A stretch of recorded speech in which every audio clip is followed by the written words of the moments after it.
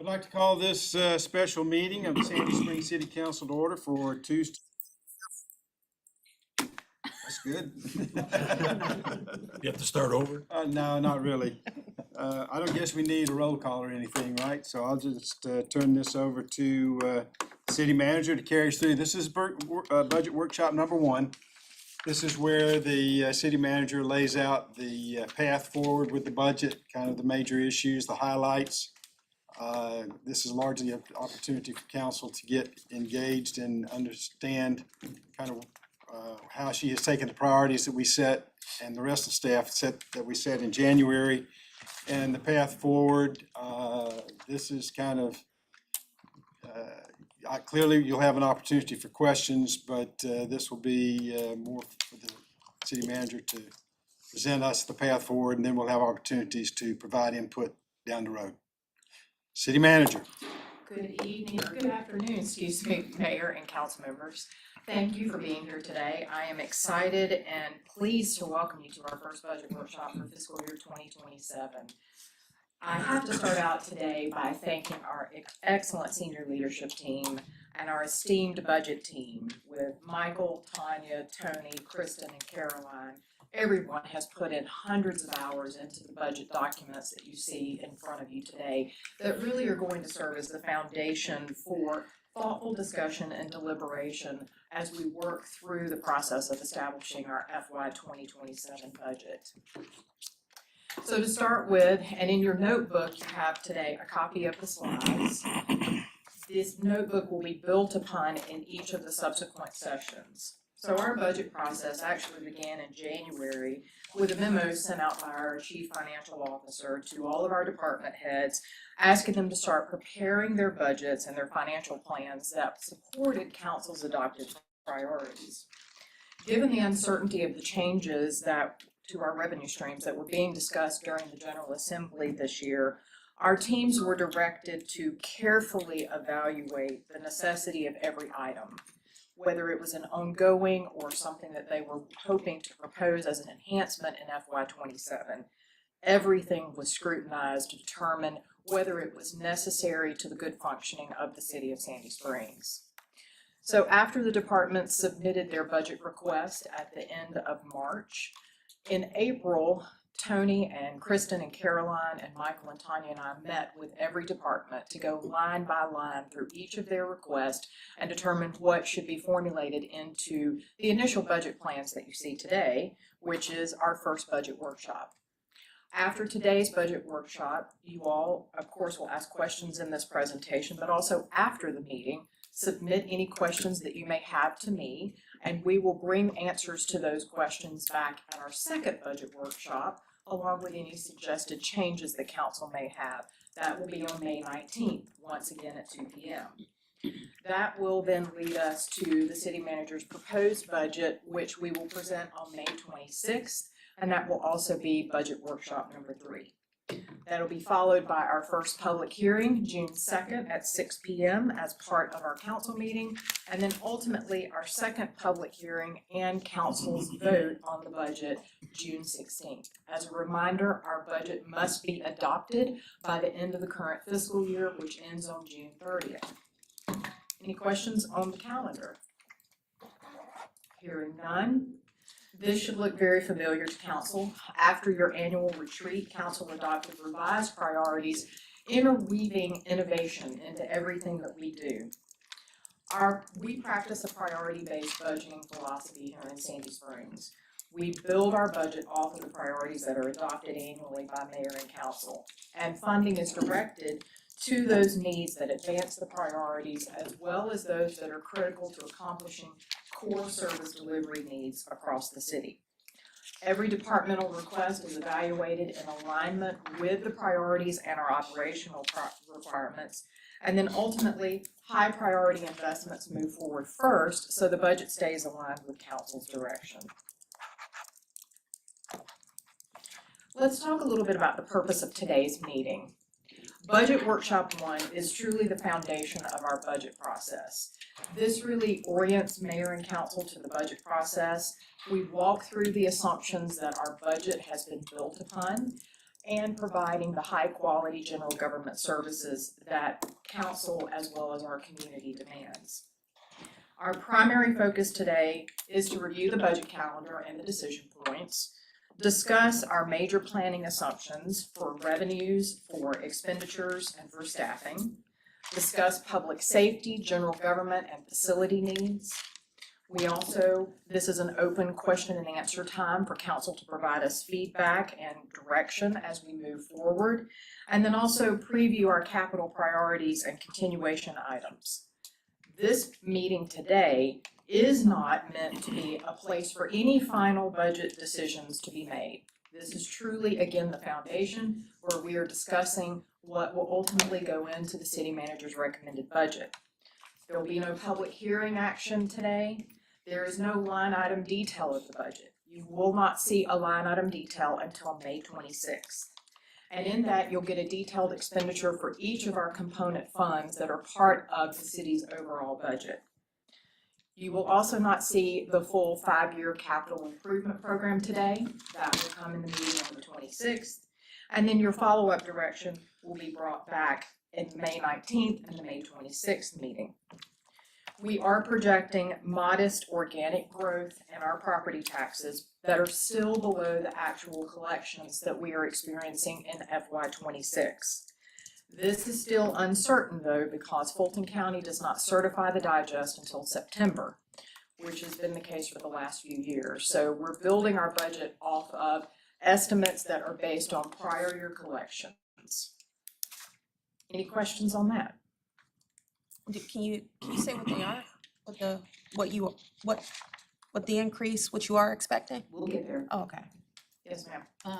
With the bill that was passed, the substitute bill for property taxes, was an analysis done to the impact for this budget? That is not anticipated to have any impacts to us because were opted in. What that bill did was require those local governments that opted out to opt in. Thank you. Yes, ma'am. Okay, so in Budget Workshop 2, we'll be reviewing our general fund revenue. So Dr. Kelly, to your point, we'll talk about those actual amounts in our next budget workshop. And we'll do the comparison to prior fiscal year. We'll address any questions that you have from today's workshop in that next meeting, and then we'll go into a deep dive on our capital budget assumptions. In the proposed budget and Budget Workshop 3, that is the opportunity when you will see the entire full general fund line item detail, along with details for each of the component funds in our budget. You'll have a deep dive look at the 5-year capital improvement program and a summary of our capital project funding. That first public hearing, it is anticipated that the public will bring forward any comments that they may have. Council members would listen to those and could ask any clarifying questions of staff at that time. There is no vote that happens at that first public hearing. And then finally, the final public hearing and budget adoption is the opportunity to hear the last public comments before taking action on the budget, and then for the city manager to present any final updates or revisions to it. At that point in time, council would vote on the budget that would take effect on July 1. Any questions? All right. Carolyn, it's not advancing.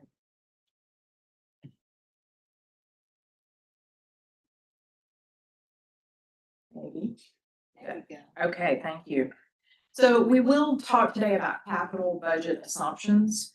Just to make sure everyone understands, the capital improvement budget is utilized for major investments in city infrastructure, facilities, or equipment, anything that has a long-term life to it. It is developed from our 5-year capital improvement program, which we implemented about 5 years ago, to give council a look forward. It is important to note that the 5-year CIP is a projection and things change within that from year to year. It is simply to have visibility on our future funding needs. We prioritize our capital investments based off of the feedback at the annual retreat, our service delivery needs, our asset condition, timing, and available funding. It is also important to note that projects that received partial year funding in a prior year, one of which you will see in here today is the Allen Road at Lake Forest. would be recommended as a budget assumption for additional funding needed to complete the project. All of the recommendations that come forward in our CIP program are always vetted by staff for cost, operational impact, and alignment with city priorities. First up, a couple of highlights. We obviously desire to maintain our position as being the preferred employer in the local government sphere in our region. And in order to do that, in FY '27, we are proposing a 3% cost of living adjustment for all city employees. We are also evaluating heavily our health insurance options to continue providing high quality but cost-effective coverage for our employees and their families. I anticipate that this year, and remember, our health insurance is on a calendar year basis. So what you are budgeting for now is the worst case scenario, and it would come back to council in the late fall before it is put into effect in January. I anticipate we will be transitioning to a self-funded model. I also anticipate that after 8 years of fully absorbing the increased cost of health insurance, we are going to have to pass some cost along to our employees this year. We are also estimating in this budget a 20% increase in our general liability insurance. Everyone is aware of the uncertainty within the insurance world. The Milton case, while part of it has been decided, has cast a lot of challenges on local governments as we look at our liability concerns going forward. So in the worst case scenario, we are budgeting for a 20% increase in that. We're also proposing to fully fund our annual subcontractor agreements for our key public safety services, our 24/7 call center, public works, and recreation and parks maintenance, which we'll talk through those when we get further into the presentation. And then finally, we do have our continued debt service obligation for the Public Facilities Authority, the fire apparatus, and some limited equipment. You'll recall that last year we issued new debt for fire stations 4, 3, and 1, and that additional debt service is built into our budget assumptions. So next, and that is the first item that you see. Off the top, our debt service has increased this year to $15.5 million. Our call center subcontractor agreement has a contractually obligated escalator, which has been built in. The North Fulton Regional Radio Authority operation, which we are a partner with our fellow North Fulton cities of Roswell, Alpharetta, and Milton, has an increase to $1.1 million. Our continued service agreements with community nonprofits is seeing a slight downturn, which we will discuss when we get to that slide further in here. There are a couple of reasons for that. Our general liability insurance, I've already discussed that we anticipate a 20% increase, and that has us projected to $2.6 million. The 3% COLA, the cost of that for all city employees is reflected in the far right column at $1.6 million. I want to make sure to call out and everyone to understand the amount that is shown in the 26 column was a 5% cost of living, which is why the dollar amount is so different. Health insurance, again, we are projecting an increase this year in a worst case scenario of $12.3 million, while looking at every option to drive that cost down. The animal control agreement with Fulton County has been adjusted for actuals at $420,000. Debt service for existing fire apparatus and equipment has also increased with the delivery that we took of our 2 new engines earlier this year. Jail service is projected to continue at $850,000. Our public works subcontractor agreements also have built-in escalators, taking that to 6.4. Our recreation and parks subcontractor agreements are flat at $940,000. We also have a 3% increase in our buy down for enhanced services on response time for EMS. That will take us to $712,000. All right, I'm going to invite Chief DeSimone to come up and walk you through the request from the police department.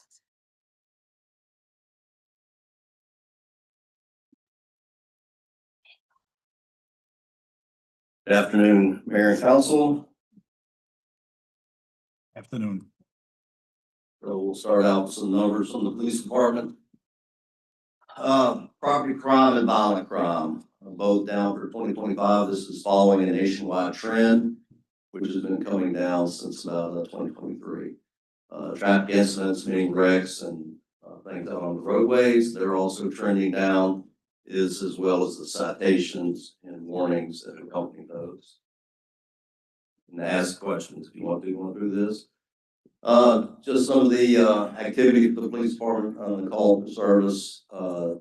In 2025, 2,794 arrests. We all don't like domestics, but they're a part of the job. 355 last year. A lot of traffic stops. Again, the crime going down, stolen vehicles recovered, not as many vehicles stolen, so not as many recovered. Our SWAT incidents deployments are down, almost half, and then our QRF deployments were 0 for 2025. Narcotic seizures, some are up, some are down. It just depends if you have a big case or not, and seized a lot in one incident. Question about the, oh, this is good, okay. Top 10, one thing I always point out there, before the council approved our alarm ordinance years ago, that was always top 10, sometimes number 1. So we cut out responding to false calls, which was one of our top call of service we had to go to. It's not even on there. Not even on there. Yeah. So that's been a success story across the board. I mean, anytime, if you run it like a business, anytime you can eliminate a need that's not there, perfect. So, and These are all calls initiated by, outside of initiated by others. not necessarily like business checks, mostly are initiated by the officer on patrol. So it can be both. Okay, do you think it's about 50-50 or? Usually around 50-50. And even like a domestic call could be an officer initiated, like if you see a domestic in progress, then that's not initiated by a suspect or a victim, that's initiated by the police officer who witnesses it. Especially what's called rolling domestics, you see them in a car. Our traffic unit, TRV, traffic response vehicle, some of the things they've done. You can see in 2023, 838 gallons were dispensed. We're down to 99 gallons. Mayor's family has been calling us since March. We're out there to help, Mayor. So You did rescue my daughter off the side of 285. We yes, sir. really appreciate I it. don't like pointing that out. She subsequently moved to London. That's why they dropped it. It's way down. That's it. Their stats are way up in London. Yeah, in London, they're responding all the time now.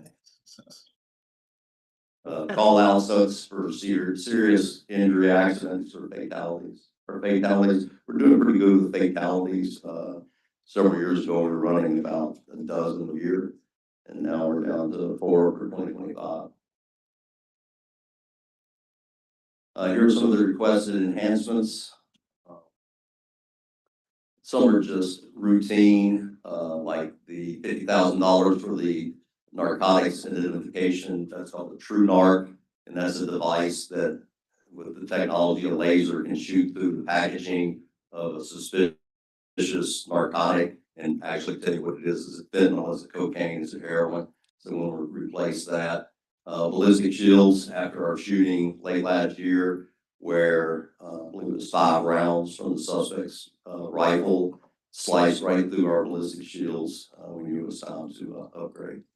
Yeah, shot right through it while an officer was holding it. Yeah, that was quite shocking. More to him, I'm sure. Additional staffing. Right now we have 3 positions that are grant funded. One is a criminal intelligence analyst, and the 2 others are crime scene investigators. All 3 are civilian, and we would like to turn those into full-time positions. Some capital requests, driving simulators, half the cost to be funded by the foundation, the police foundation. These are, to what they sound like, driving simulators that officers who have been in wrecks or they need more training with driving, they use it, not only officers, but it could be used by any citywide employee. Upgrades to the firearms, upgrades to the Fulton County School Police FAST system that is currently housed in police headquarters. So we want to add 2 more strings to that. Ammunition, you always have to replace ammunition because the ongoing required training you have to do by state. Replace the K9 and just upgrade SWAT gear and equipment. Any questions on them? Okay, the community volunteer reduction grant. This is the criminal intelligence analyst position. And some of the tasks he's done. The best way to describe this, and I think it's the detective told me this, 1 criminal analyst is worth 2 detectives. So you get 2 detectives worth of investigative prowess with 1 person. This is a civilian role. These are some of the numbers you can see from 23 to 25, just the assists and leads resulting in apprehension of a bad guy. You want 3 of those? Is that One of those and 2 crime scene investigators. Which is the next? And this is it. The biggest thing with crime scene investigators is anymore it's digital. It's iPhones, mobile phones, iPads, computers, internet-based things. We use that more than we do DNA or fingerprints. And these people are really hard to get your hands on because they're so highly trained. And they're very highly paid in this little market as well. We've lost several former ones to Coca-Cola corporate security. Any questions? Yes, sir. So Chief, you and I talked a couple weeks ago about this State Route 400 Beach Partners project. They've got their own TRVs. Have you guys talked to them at all? And We have. okay, can you figure out a way to work with them? Yes. It'll help us, but there's still not sworn officers and they can't do the things that we do, but it'll help. Yeah, it looks like they're somewhat limited. There's just really a pickup truck with some stuff in the back, I think. Yes. But if they can help take care of something we don't have to go do, that's good. One thing, let me throw this in here before I forget, we're talking about those positions. We're down 5 positions right now with National Guard and Military Reserve activations. So I don't want to forget those men and women who are out there right now. And they, only 1 is in the U.S. and 2 are in the U.S., 1 in Virginia, 1 in Washington, D.C., the rest are overseas. We still pay, I mean, they still get paid from, is that how it works? It's still, By the military, oh, they do. oh, not by We us. have to retain their position. Got it. So it'll show up here. It shows that. Question about K9 replacement. It looks like we replaced a K9 last year. Are we, Price has gone up dramatically. oh, for, Yeah, and the shelf life, service life of the police canines is between 7 and 9 years. okay, so every so Every often. 7 to 9 years. We're basically going to continue to have 1 a year as our dogs age out of service. That's what, okay. So I was curious about. So, Firearm sight enhancement, what is that? that is the red dot sight that is on your pistol. All of them? On all of them. Right now, it's a Leopold Delta Pro is what we use. Very, state of the art. And- Go ahead. I just a question on the chart that was at the bottom of slide 18. Did you say what caused, maybe I missed it, and I was writing another note about real-time assists? I mean, that jump from 188 to 677 and then investigative leads provided 456 to 862. And those are big jumps in a positive way, I'm sure. Yeah, and the question is, why is the jump? Yeah. I think because they get better at what they do, and I think the technology is getting better, and probably the biggest thing is that we're in the new police headquarters. So everybody's right there. We're not in 2 different buildings, because in the old building, criminal investigations was 100 yards outside down the hill in another building, and the intelligence unit was up in that administration building. Now, CID is right across the hallway, basically, and then the command staff's right above them, they can come down. So I think just the proximity helps in solving cases and everybody working together. Did we do any upgrades on any software as part of the police headquarters? Like big We re- have, So I yeah, think that, software and hardware. so the co-location plus that is, that's a pretty good jump. And we get visits every week from different police agencies, law enforcement agencies to look at what we've got, what we're doing.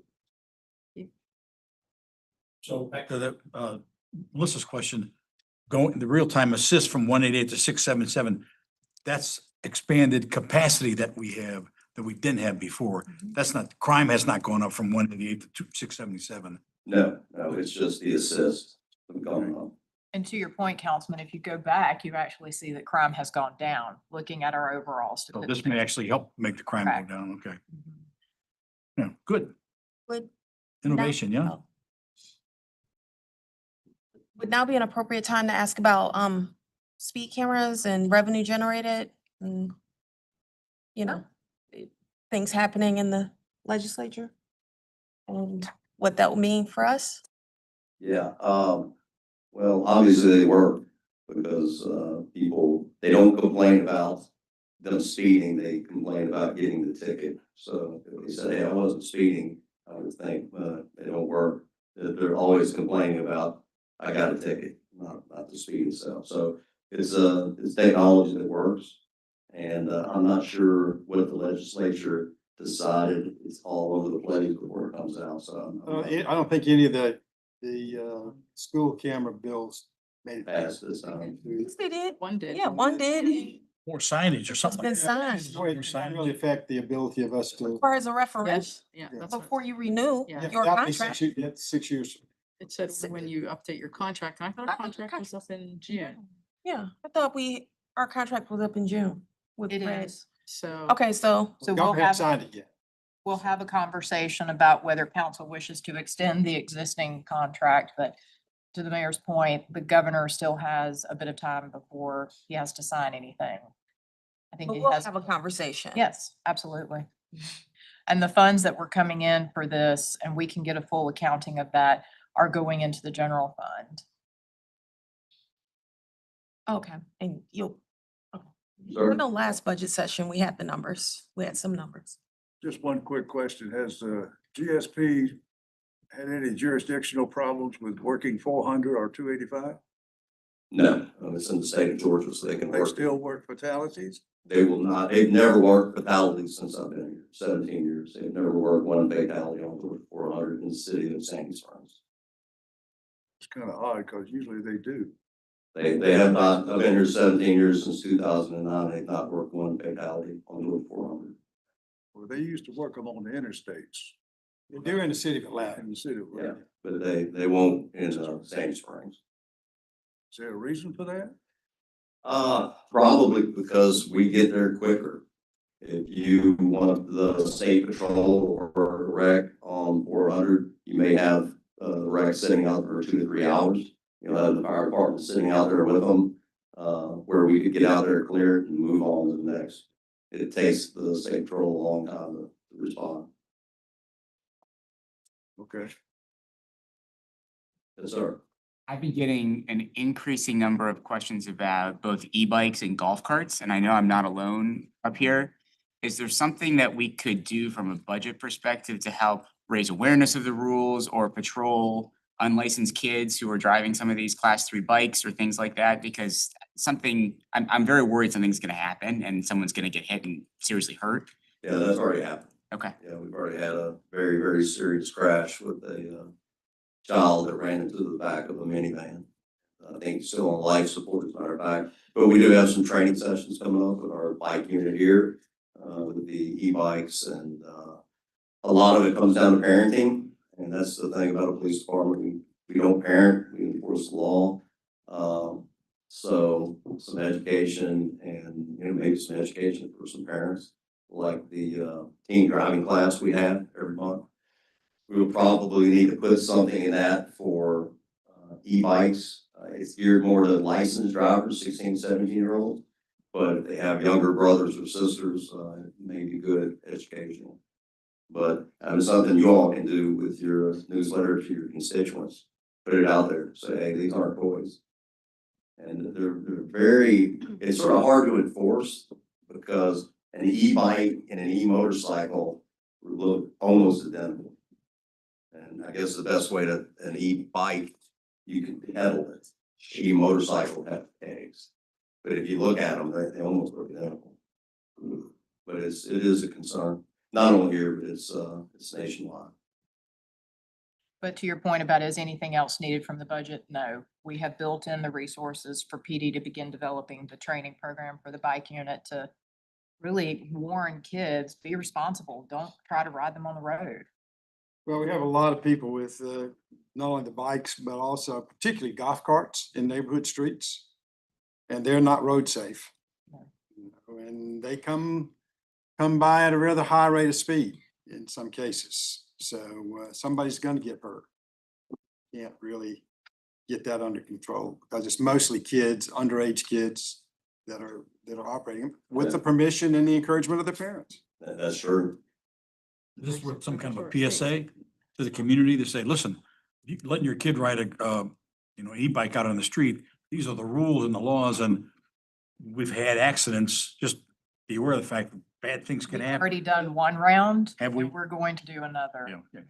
Well, I talked to a family member of the young man who ran into the back of the SUV today, and he's still mostly in a vegetative state.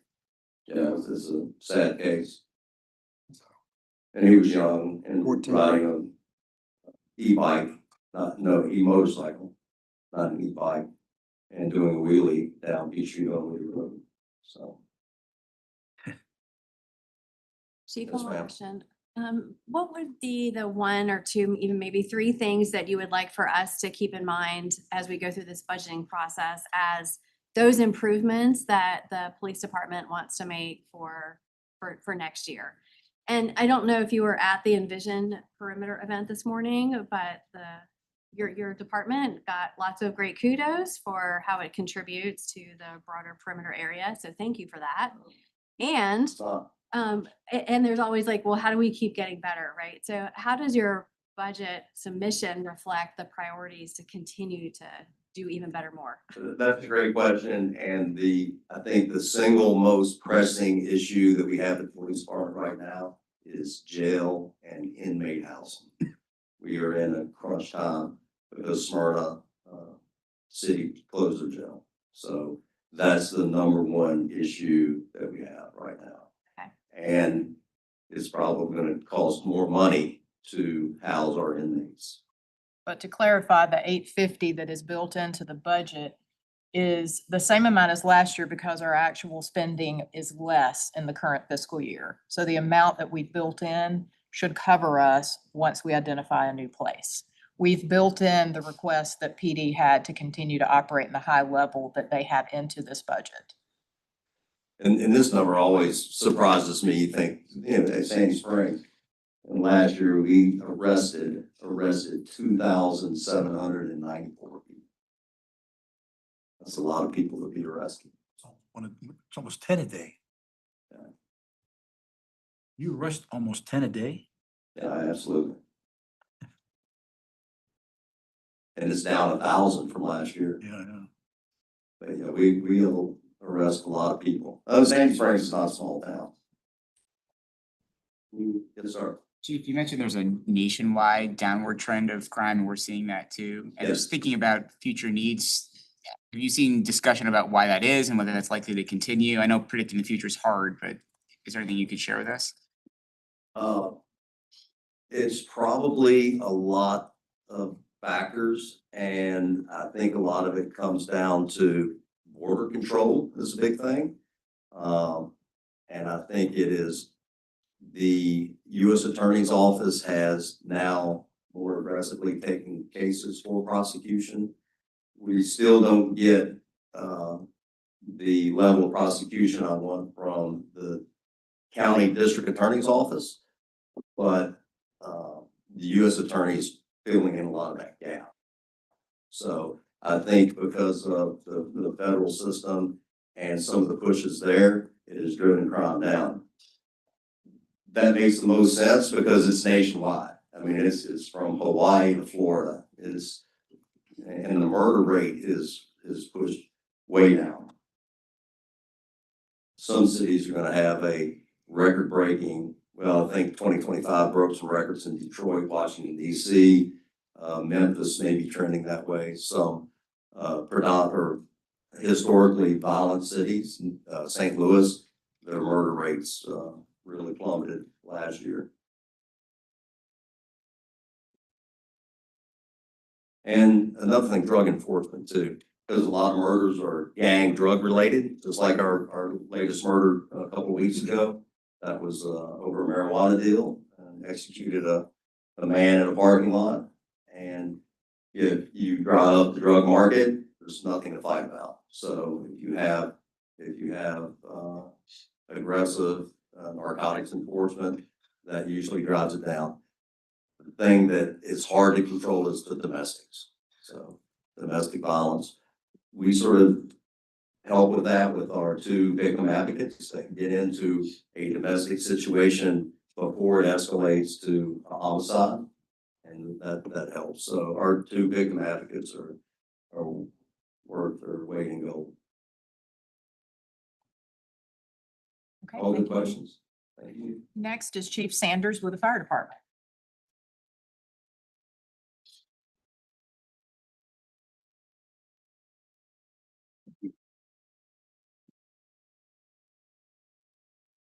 Good afternoon, Mayor and Council. Afternoon. So, 2025, fire department responded, and EMS, AMR responded to 22,565 calls. Oftentimes, there's questions about, the other category that would involve hazardous, incidences, that would also involve gas line ruptures. We have a number of those every month. And then, with intent calls where someone smells something burning in the house, we get there and, it may be an air conditioning unit that's gone bad. And then just general complaints, and then service calls, that, citizens often call and ask for assistance from the police, fire department.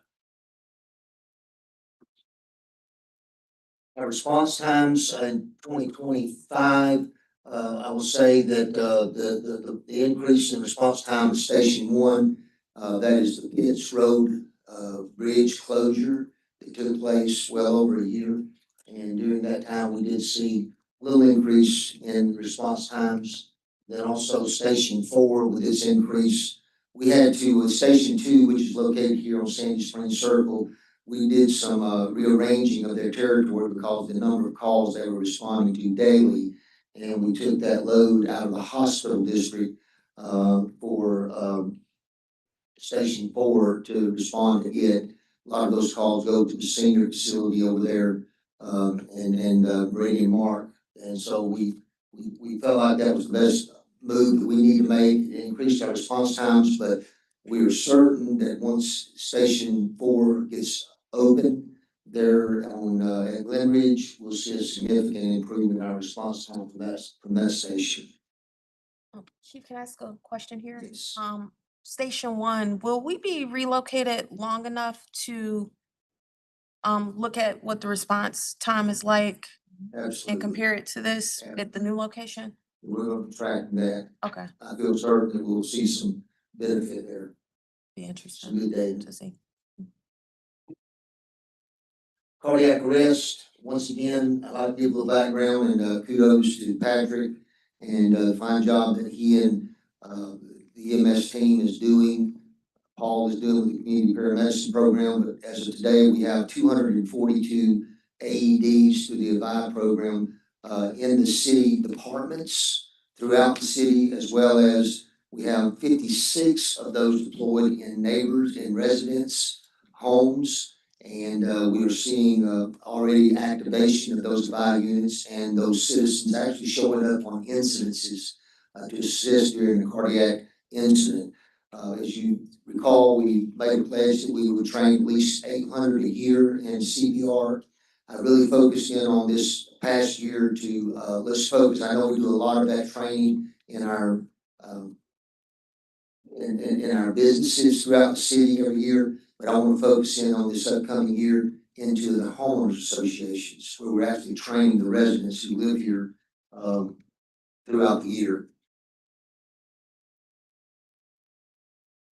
You'll notice here, once again, the yellow, large areas where predominantly most of our calls are continuously going on. And, if you'll notice, that's Station Two's territory as well as the Hospital District 400 corridor. And it's really going to help with the improvement by relocating that station there. And if you notice what, the councilwoman was mentioning, on Roswell Road, we still, that's where we get the majority of our calls up in that north end.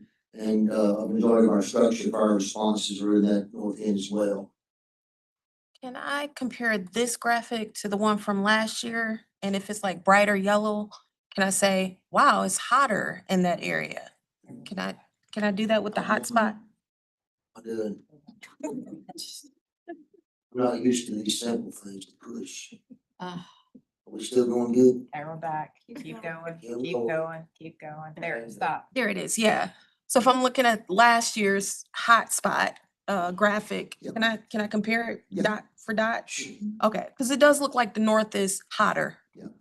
So, And I can zero in on those type calls. A lot of it's gonna be EMS, but that's the total response time calls in that area. You'll notice out there in the north, part of the, Panhandle, that is, actually the senior facility out there. We get a large number of calls out there. And the good part about we have a cooperation with Roswell, they're helping us with the response time in that facility as well. So Chief, what happens at Roswell Road and 285? That's a pretty big yellow spot right there. Is there any particular that's occurring in that area? Because Lots that's, of accidents. oh, car accidents? Okay. Okay, thanks. The next one is a little bit easier to see. Yeah, the next one is, all incidents, 11,763. This encompasses everything in there. And then you have the fire incidents of 261. If you'll notice the red areas up on the north end, that was structure fires in those areas. And 4,488 EMS responses. What does the color coding on the dots mean? Sir, it's just, fire it's just, EMS. actually showing you the darker the spots, the more repetitive calls in those areas.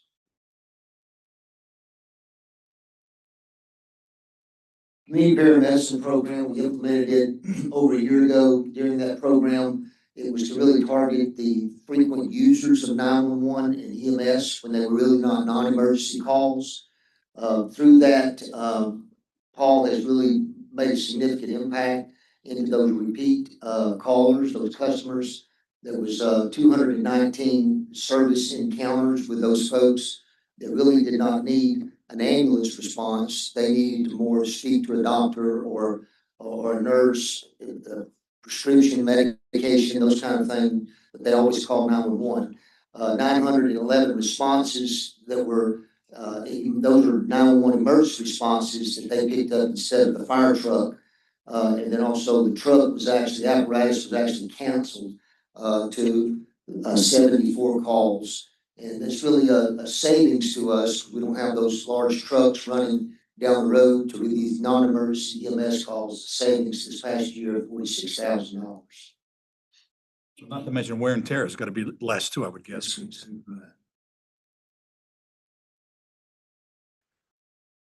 we've not had one incident where it would have changed the customer's outcome. So it really wasn't an emergency. Chief, can you go back the slide before that one, just to the councilman's question? The understanding I have is that the red family of dots refers to fires, That's correct. and then the green refers to other incidents, and blue refers to EMS, which is That's what I fine. have now. Bigger the colors, darker the colors, the larger the pattern is the repetitive calls in those areas. Thanks. So the fire department, our requested enhancements, as you recall, it takes 44 to 48 months to have a fire truck arrive to be placed in service once we submit the order. We are needing to order an aerial, a ladder truck for replacement, and also an engine. We lease those through seven-year payments. This would be an increase of $534,000. That's one of our requests. That's for an engine and an aerial. And those would actually go into service in 2030. New bonus structure, I'll share that with you in just a minute, it's $120,000. We're requesting a fire inspector as additional employee. We are really oversaturated with inspections, with the new developments coming on board, and we really need assistance in the fire marshal's office for our inspection department. And then the community outreach coordinator, we shared that with you the other day in the council briefings. Those are the funds that the city received through the opioid initiative.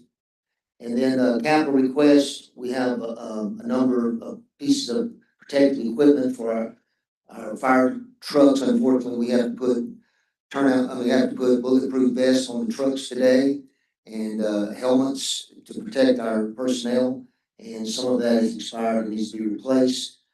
Fire equipment replacement, that's just general tools and hose and equipment that needs to be replaced. And then firefighter turnout gear, that turnout gear shelf life or operating life, use life is anywhere from 8 to 10 years. 10 years we have to replace it. And this is a continual replacement program. We have a staggered. Each firefighter has 2 sets of gear in order to have a backup set once they have an incident and that other is being cleaned and processed. This would take our staffing from 124 full-time to 125, and the funded position through the opioid fund position would give us a total of 127.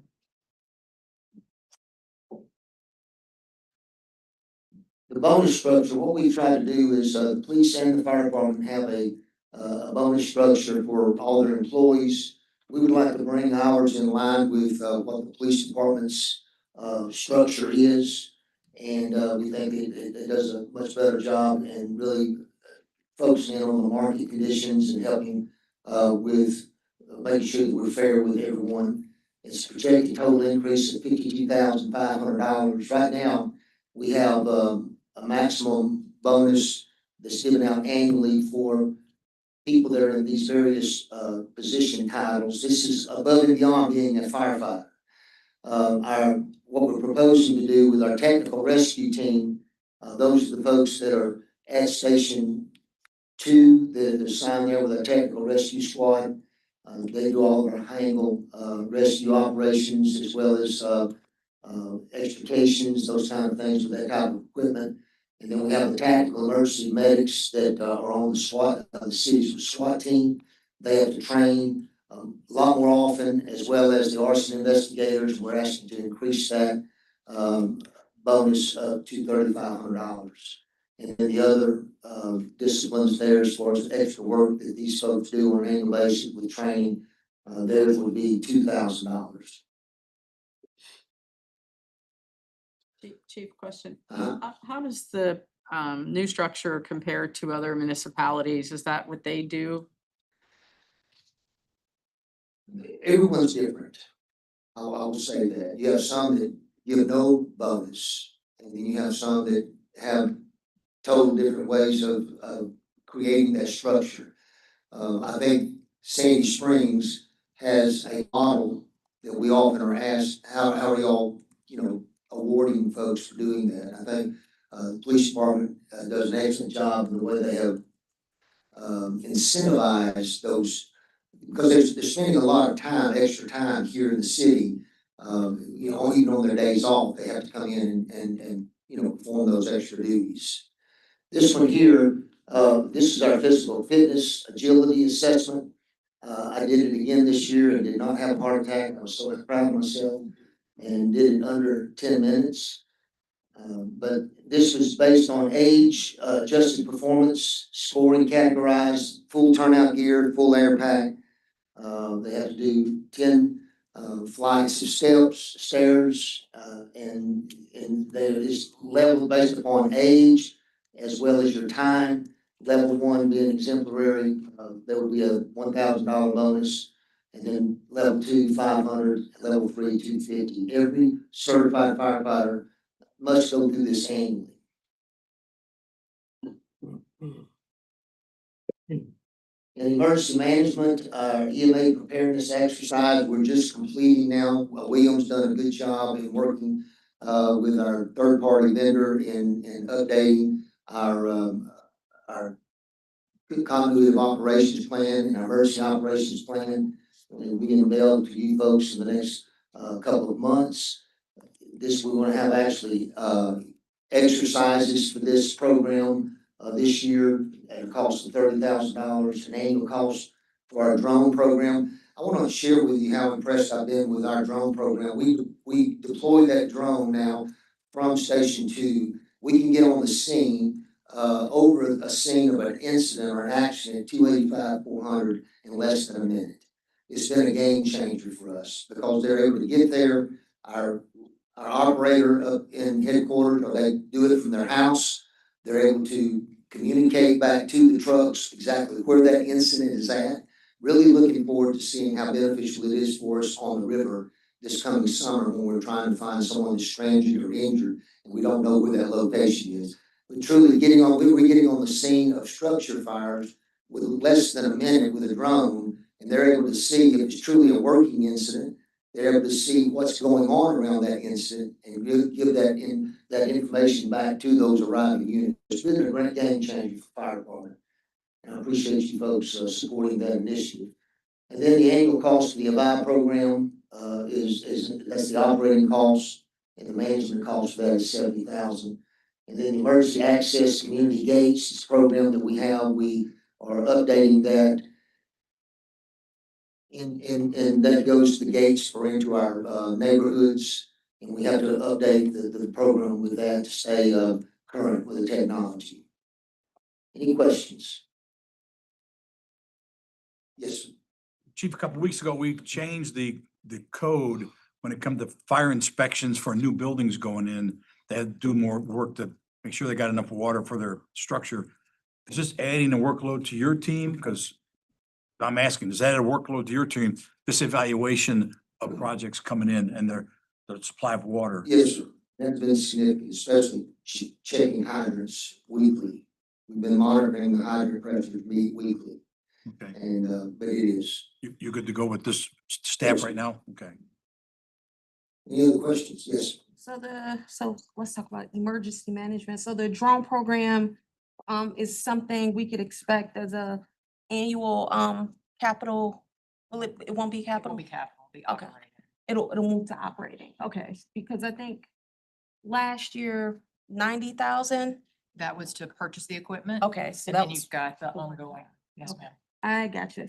All right, question about the turnout gear. I'm trying to reconcile the ask with our, and I understand that we don't stick to the 5-year CIP. I just want to try to get an idea though. So for the 5-year CIP, we have 100,000 a year. Over the 5 years, but it looks like we're just doing 200,000. We're doing twice as much this year. Does that mean? We also had helmets that have come expired, and we have to replace those as well. I didn't put that in the language there, but helmets have to be replaced every 10 years as well. Okay, I'm just trying to get an idea. Should we? We also, I'll show you with, there's chemicals that are used in that gear. They call them PFAs, and they've been linked to hazardous, to the skin, to the body. So we're looking to, track that, make sure we're actually changing out some of our gear to a newer brand. Do you think that'll be around 200,000 each year? It's going to be probably. Around? Okay, so that may need to be adjusted in the CIP then. We're already making those changes. And some of it is also the cost have increased. Yeah, that's what, I'm just trying to get Yeah. an understanding of that. Thank you. Thank you. Okay, Marty is going to come up now.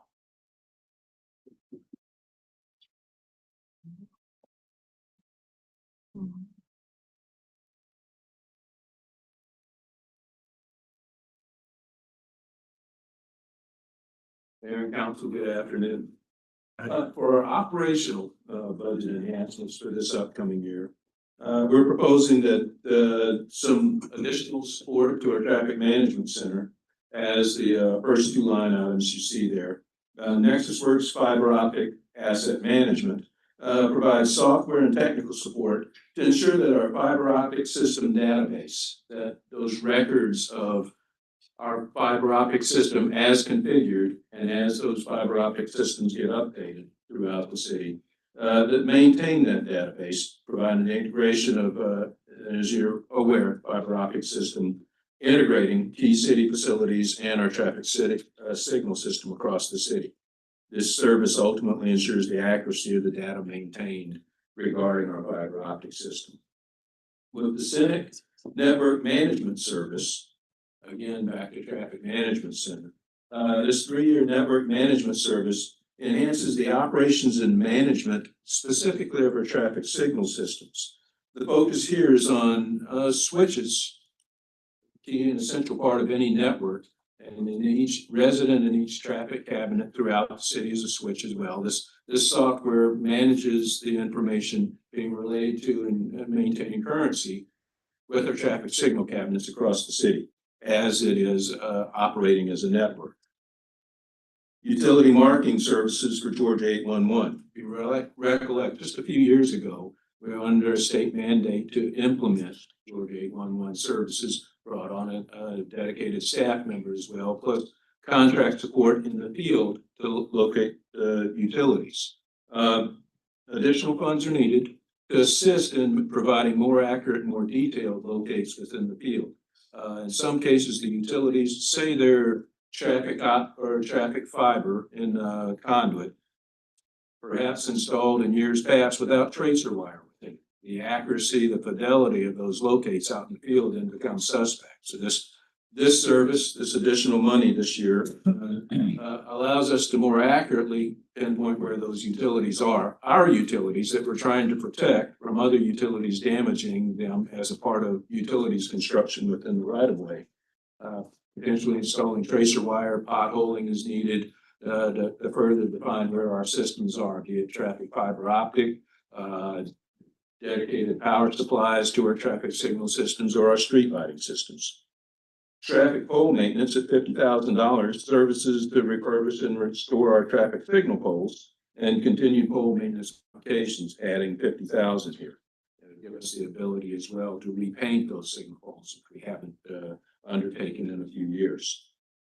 Increase in streetlight maintenance and painting, $150,000, provide services to more regularly paint and refurbish existing city-owned street lighting poles. In this case, we're targeting about 325 poles on Roswell Road as a part of this upcoming year's efforts, where we haven't had a dedicated program. Years past, we've on a case-by-case basis refurbished poles in particular areas. Now at a far greater inventory, more dedicated program. Sand and salt spreaders replacement at $70,000. We're proposing that we replace 2 of our city-owned sand salt spreaders that were originally procured in 2013 and 2014. Take the gear that still works off of the chassis, the hull that we maintain over at our Trowbridge facility, and then replace that hull and new gear to go along with it. These are the city-owned assets that then a contractor provided truck mounts to a contractor provided truck in order for us to perform our winter response capabilities. So Marty, do we have 2 today? We have a total of 5. So we have a total of 5. Okay. So within that fleet of 5 that we have, we've already replaced 2. We did that about 2 years ago. Okay. And so this replaces 2 more in the interest of keeping the inventory fresh and reliable as we go through it all. And as you may recollect as well, for winter storm treatment capability, not only do we have the 5 spreaders that we maintain for contractor vehicles used throughout the city, but we also have brining equipment as well that we can use in response to certain winter weather conditions. Finally, an overdue request. Yes, ma'am, go ahead. Are any of these expected to be recurring? Like, for example, the maintenance? Maybe every, Well, the streetlight maintenance, probably recurring, but not every single year. So in the case of the 325 lights I'm talking about for painting, refurbishing, that's 325 out of an inventory of about 900 city-owned streetlights that we have right now that pedestrian scale. So this year, get some of them done. Next year, we hope the budget allows, get some more done. And then that program probably takes a vacation after about 3 years of investment. We probably go back to it or at a much lower level now to keep a maintenance level. As well, we also keep a backup stock on some of our streetlights for total replacement for accidents or whatever the case might be of taking out streetlights along the way. An overdue position request that we have on the books for this year is our utility permit specialist. As I stand here today, we have some 700 active utility permits across the city. And those permits will span greater than a year in many cases. And on average year, we'll use 2025 year, for instance, city received about 420 permits, utility permits. Those from initial design all the way to final restorations, putting the site back together. And many of these permits that our staff oversees and permits are miles long at a time. Say it's a telecommunications permit along Roswell Road. There could be 5 miles of telecommunications installation associated with a single permit. And that's just along, say, Roswell Road, and permits off side streets, whatever else the case might be. So a fairly significant workload that we've staff has been able to manage with technology as best they can, but the workload increases and the level of detail needed to get these permit holders through the entire process is growing as we speak. So with this, we're asking for a dedicated utility permit reviewer here on staff that would take those utility permit requesters through the permitting process and then to include field site visits as well. And that's a complement to the 2 permit inspectors that we maintain out in the field to track those permits, those 700 active permits we have across the city, day in, day out, as we manage utilities within our rights of way here within the city. Does the term utility extend to like Fulton County sewage or It does. Atlanta watershed? Okay, because we have a map, right? Like a GIS map that allows the public to see active utility permits? Is that? We am I maintain a database of all these utility permits. So how descriptive it might be based on when you're talking about a series of lines that may overlap each other along that X number of miles of Roswell Road.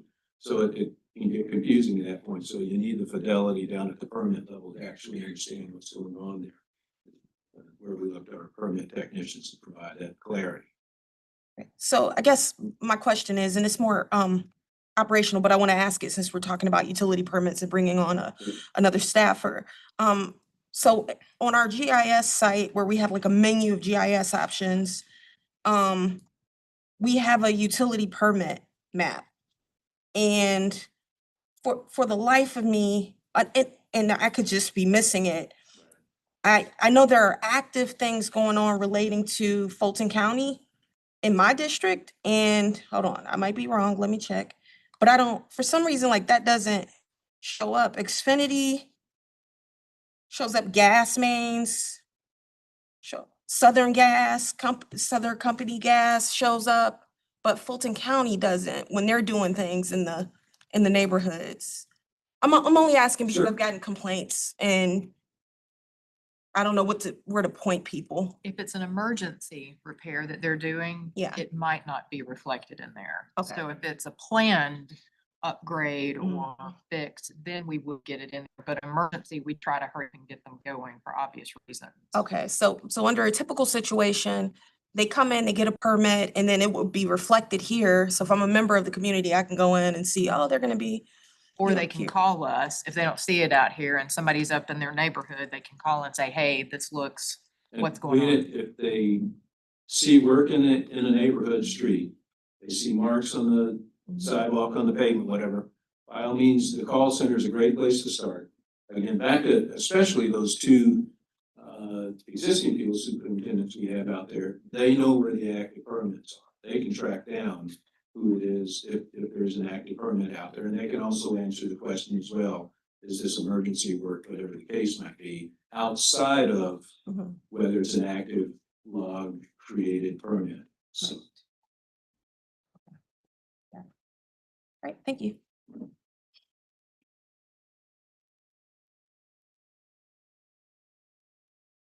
I have a public works capital request. I'll get a few projects, by all means, if there's a particular project you want a little more information on today. But I propose in the interest of time and presentation of overall budget, we'll start off with ATMS 5. We're proposing to add, based on current cost estimates, an additional $100,000 to the some $500,000 we already have on account to integrate 12 signals into the city's ITS system once the work is finally completed and accepted by the Transform 285 project. So this work to integrate those signals in and around the perimeter area has been held in abeyance pending the final work of conduit installations, utility installations, roadway reconstruction, et cetera, so that we can finally fully integrate those signals, primarily resident and perimeter, into our overall traffic management system and enjoy the benefits of adaptive traffic signals, SCOOT, as we try to integrate these. Particularly, we'll probably see the impact once we're finally able to get to this work along the Abernathy Road corridor, where we don't have the best integration possible on Abernathy right now, pending this work via ATMS 5. Marty, would that include Mount Vernon Highway as well? It would, yes. Like So, Garfield Road? that so kind of any of area? those areas, for instance, we've now effectively replaced signals twice, okay, on Mount Vernon Highway, once transformed it, and then now in the interest of getting 192 completed, we've gone to yet another signal configuration at 2 intersections over there associated with TS 192. This project ultimately brings those 2 intersections into the system as well. Bridge and dam maintenance, a little bit about the program. We're about to bring a bridge, or I think we just did, bridge maintenance repair contract to you for a contractor to go out and work on 13 bridges this year. This would be the engineering year on the biennial cycle for bridge inspection. So this is 300,000 dedicated engineering investigations. So we'll get the bridge deficiency report from the Georgia Department of Transportation later this year. We'll ask the consultant to first field validate the work identified by GDOT in their inspections, and then build from that the maintenance and repair contract that we'd use to go up with the next round of bridge maintenance and repair. So it's an off-on cycle this year, 300,000. Our capital 5-year CIP will call for a much larger number next year associated with the bridge maintenance and repair as part of that cycle. City beautification, $135,000, continues the sidewalk cleaning program that we've been successful with the last couple of years, as well as interstate wildflower planting where those opportunities exist, but interstate reconstruction's in front of us as well right now. Guardrail replacement program is skipping ahead a couple, adds 250,000 proposed annual sustainment into the program for guardrail replacement. Internally illuminated street name signs, 160,000.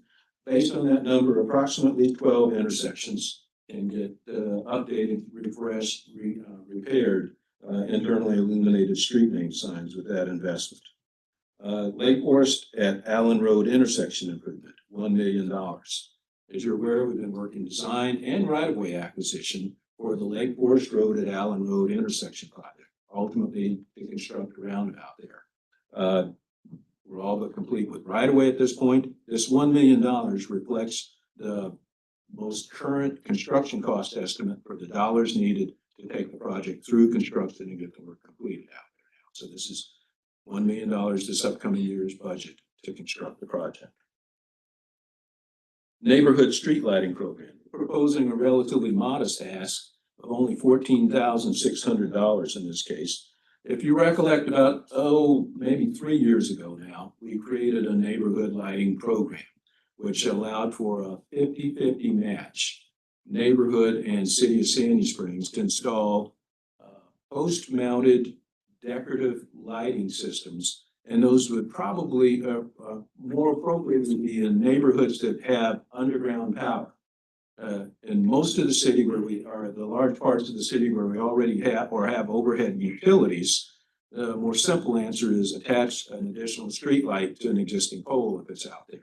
This would be for the neighborhoods with underground power. Georgia Power has a program where they install a fiberglass pole with decorative fixture and attach the lighting to it.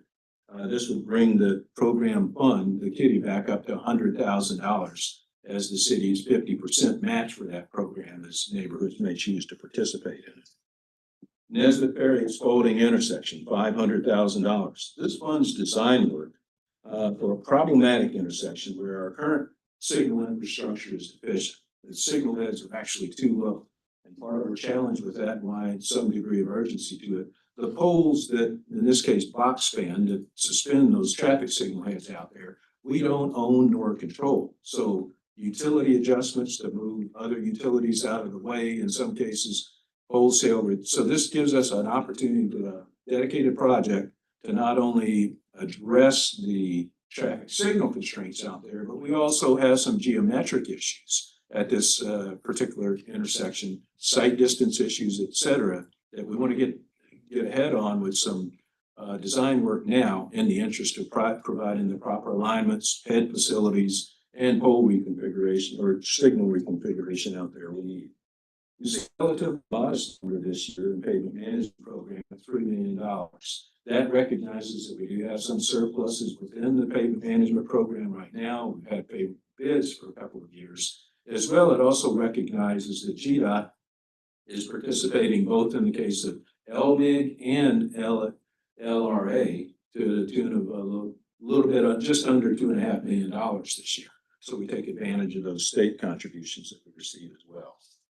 You'll see a couple of, 3 different PCID related projects. Those are city matches, the 50% match to projects we've identified with the PCID staff. In some cases, PCID is already underway with some level of effort on these. The Glen Ridge Side Path and the Peachtree Dunwoody Road sidewalk reflect PCID investment as a part of their 50%. They're already moving ahead with design studies on that. In the case of the Glen Ridge Connector at Johnson Ferry Road, they're performing currently traffic level of service studies to assess traffic into and out of perimeter CID. The monies we're talking about here for that project would provide further scoping work to define, say, the full needs of that particular intersection before we move into proposed design work, et cetera, for the upcoming T-SPLOS. A couple others I'd like to highlight: Sandy Springs Circle multi-use path at $500,000. Initial concept work and design work to develop a plan for a side path on at least one side of Sandy Springs Circle from Johnson Ferry Road at the fire station over to Roswell Road, an area that had been just not included in previous development activities here around City Hall in the interest of providing that complete loop around it. And another. Marty, question on Yes, that ma'am. sidewalk, the new townhomes or condos that are going in there, they're required to put in sidewalk there, right? In front of their place? Because there's stretches along there. I think the reason why you're saying we need this, Right. there's places that we don't have sidewalk. Right, so this connects. The intention is to connect. VO has a sidewalk in front of it. It's the portion when you get the side driveway at Aldi Yes. forward that there is no sidewalk. Forward meaning to Roswell Road, Yeah. sorry. Over the stormwater improvements, stormwater capital, our stormwater team has already developed for 27 an estimated 22 stormwater capital projects that they intend to pursue across the course of the year. Pretty ambitious goal with that. And if you recollect from the presentation you heard in council retreat a couple of months ago, we performed a pilot study on city-owned stormwater assets, where we looked at 20% of city-owned assets across the city. And within that, the consultant provided us a system condition assessment, and along with that, an estimate of cost to own and maintain that system. This study this year in stormwater operations at $650,000, part of that budget is forecasted to go look at the remaining 80% of the city's stormwater assets. Condition and assess the condition on those as well, so that we can get a full picture of projected cost to own and maintain stormwater system city-owned across the city for future years like we purchase. So we'll have that end of next year. You're That's looking at what we're those. So we'll see how long it Good. takes to, but we're after that. Okay. Yes. Stormwater operation, how much of the 650 do you expect to be associated with what you just described? About four, that's what I thought. Okay, so after that's done, maybe stormwater operation will go back down? It surged this year Yeah. for the sake of the study. It's, Yes. it's spiking, but I understand why. I just want to make sure that, Yeah. okay, because the 5-year CIP has us at around 200 or so, under 300,000 for that. Okay. Any other projects I missed as I hit some highlights there that you have more interest in this evening? I have a question about traffic calming. I don't know what we did last year, looking at it now. Yeah, last year it looks like we did 50. 5-year CIP looks like it calls for 50 each year. So we're doing 100 this year, so is it really, we should expect about 100 for traffic calming each year? We put 100,000 in the budget. And we know, okay, as we talked a lot among council last year, that there's an interest in potentially modifying the rules and the policies associated with the program. Okay. So we're proposing in the budget an additional investment of about 50,000 more this year. As we further explore with council, hopefully sometime later this year, what potential changes, adjustments the council desires to make to the traffic calming policy. So that's why the hedged slight increase, I'd call 50,000, 100,000, slight increase in the overall program budget, in the interest of being prepared for how those policy changes might develop. Well, Marty, is that also because, not just from the council perspective, but you've seen an increase in requests from neighborhoods? Is it kind of like dual, the reason why you're thinking that? We have seen a few more come in and Okay. we're trying to be prepared, A, if council wants to change the policy on how much we contribute, and B, what that impact might be to others wanting to have traffic calming installed. And is there a way when they come in to our districts that we could just get an FYI, just to be aware that there is a request in that neighborhood? We can incorporate that into Inside Sandy Springs. That's probably the easiest way to do it, because when the request comes in, it takes staff a little Yeah, bit of time to that's triage it and then do the study and figure out what's going on. We do keep an active roster of traffic calming requests Correct. within the city, easy enough to supplant in the Inside Sandy Springs update. Right, thank you. So For the Allen Road intersection improvement, if GDOT follows through on the DDI and cul-de-sacs Allen Road, will it still make sense to move forward with that project?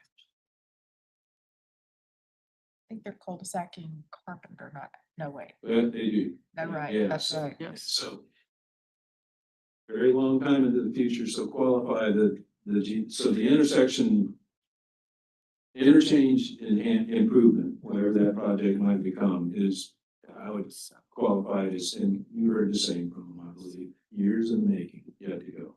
So I don't believe so. This is more so at Allen Road and Lake Forest. This is more so about the north, primarily that northbound movement, and where to safely accommodate moving the traffic through there, short of some other efforts that we felt were going to create more accidents than solve there. So hopefully this roundabout ultimately keeps traffic moving, and it's primarily driven by that north-south movement. I don't know that the cul-de-sacing is gonna change that. It will change. There's a problem there of sightline. You've got two lanes, the one turning left and one turning right. What they do is when the one on the left pulls up to see what's coming from this direction, the one over here pulls up to see what's coming from this direction, and they're jockeying there. And so that leads to a conflict, which created a lot of accidents. It's very similar to the situation up here at Long Island, which we're dealing with signalization. So yeah, even if they cul-de-sac it, you have enough residential and other movements through there that are causing problems on Lake Forest, getting onto Lake Forest from there. So you still have those people who live there. There's not a lot of through traffic. I mean, there's some that comes down Allen Road off of Roswell Road, but it's mostly the residents trying to get out on Lake Forest, so they don't have to go directly out on Roswell Road, which oftentimes they can't. They have to go out and come around to get on Cliffwood or some other place to access. And we successfully implemented a little bit of traffic calming, if some of you may recollect, on Allen Road just a couple of years ago in response to the neighborhood request. So we're already treating that as a relatively low volume roadway that is eligible for traffic calming in that case, especially with park across the street, et cetera. Sorry, Andrew, I was describing Northwoods. Yes, sir. So. But it's still a similar, it's still a similar But the problem. Northwood, Yeah. it also gets called. It's saying- saying Okay, it's a yes, similar and that problem. proposed interchange.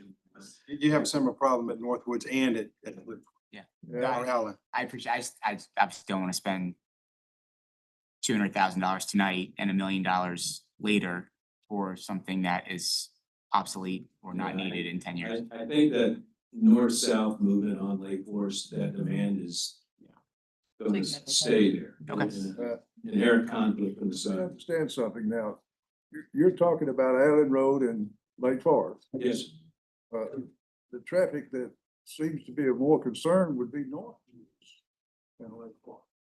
with our traffic studies, our traffic studies show that if we can keep or prevent the traffic going into an always stop, which is what it does today at Lake Forest and Allen, that movement allows for a freer and safer movement down at Northwood. It's a downstream consequence that improves the condition. Takes us one car making a left turn on the Northwood. It stops up the whole thing.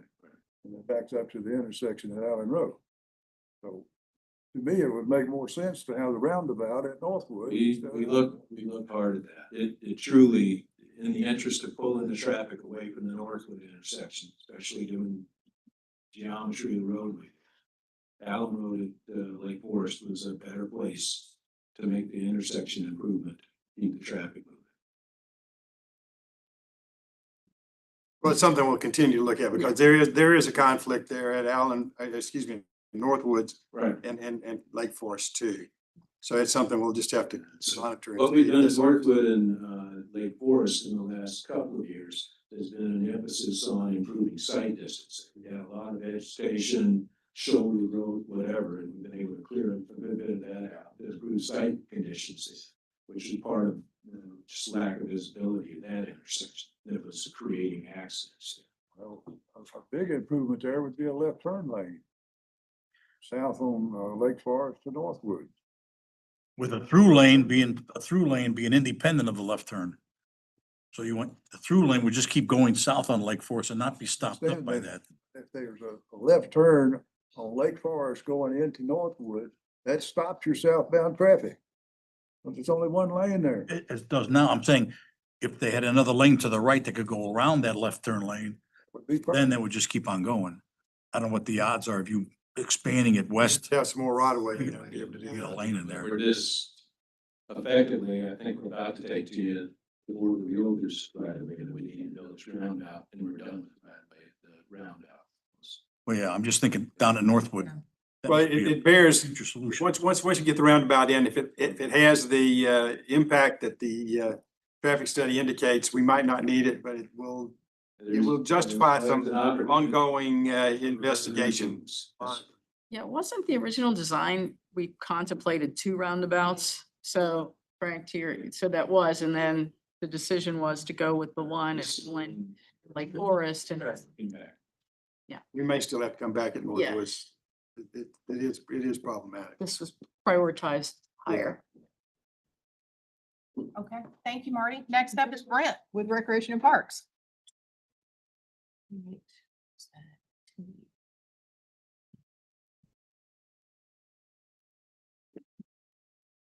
Afternoon, Council Mayor. Go through the budget real quick, our request for this coming year and some of the things we want to do.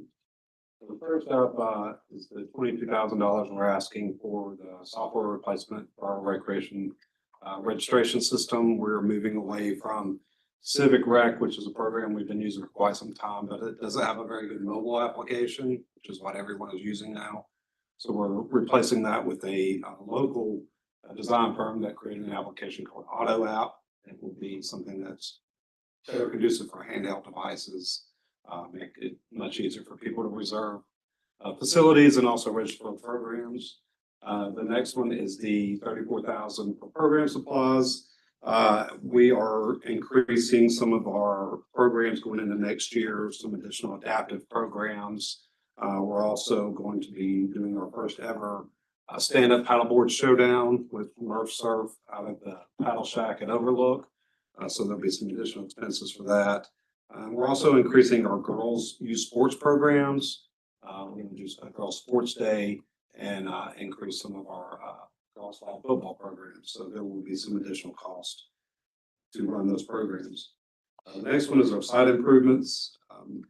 Throughout the year, we get a lot of requests either from city management, council sometimes, general public to just make some improvements to the parks that we didn't account for or prepare for in the budget process. So as we receive those, we look at the situation to see if it's something that would be a good idea or viable for the system and make those improvements. And then also just things break that we didn't anticipate breaking. So sometimes we have to make improvements to those and there's costs associated with that. One request we have this year as well is additional staffing. Is an additional assistant program additional park supervisor position. These are our maintenance guys that work in the districts, the north and south districts. Jimmy and Corey, if you're familiar with those guys, maintain the parks, do an excellent job. But what we're seeing is we have a lot of turnover in our part-time ambassador program, and those are guys that are there in the nights and weekends. It's a very difficult position to hire for just because of the hours that they do work. That's typically someone's second or third job. So as they get other jobs, they may move on. This position would be full-time and would be working within those nights and weekends. We're just seeing an uptick in park usage, and this will help us keep an eye on the parks better in the evenings, weekends, and to make repairs during those high usage hours. So we're requesting that additional staff person. In the capital request column, we are looking to replace the playground at the Abernathy Arts Center. It is long overdue. If you know where it is, it's kind of tucked away there on the backside of the parking lot. A lot of that equipment you can't even buy anymore. They make it. It's been there for quite some time, so it is due for replacement. We are looking for another location for that playground on the property, so that makes more sense for our summer camp usage over there and just for the general public to access it. How big is that playground? The one that's there now, Small, very it's small, probably right? 1,000 square feet, maybe, and tucked away in there. It's pretty old. It's Okay. probably 30 to 40 years old. We're looking to do something really cool and innovative there, especially with the art center coming fully online. The next one is the Heritage Playground. I'm working with Dave and facilities at looking at that green space over there and trying to design in the new signature playground as well. Something very cool, a one-off that would be dynamic for that area as we have events over there at the amphitheater or something where families can go over to and enjoy that green space. So question on that, Brent, are you envisioning a smaller child playground? I know last year, during the campaign, a lot of parents said Abernathy Park is great, but it's kind of an art park. It doesn't really serve for the small children. They like Morgan Falls, but that was a long drive. So are we looking at something targeting younger children? Both. The way playgrounds are set up, you typically have a 2 to 5 playground equipment and 5 to 12 playground equipment. And it's designed for their body types and what they're physically capable of doing at that age. So we're looking for something that would accommodate both. Comments I heard were mostly about the small child playground, so. We have a couple of options. We won't show those today, but we'll be coming back soon to where we can actually include some options for adult playground Oh, in addition to it. So I think council will be very excited to see that. You're not building Paulson a golf course over there, are you? Short course. are we gonna have to start, you mean the pull-ups and, no? Well, physical fitness is important to us.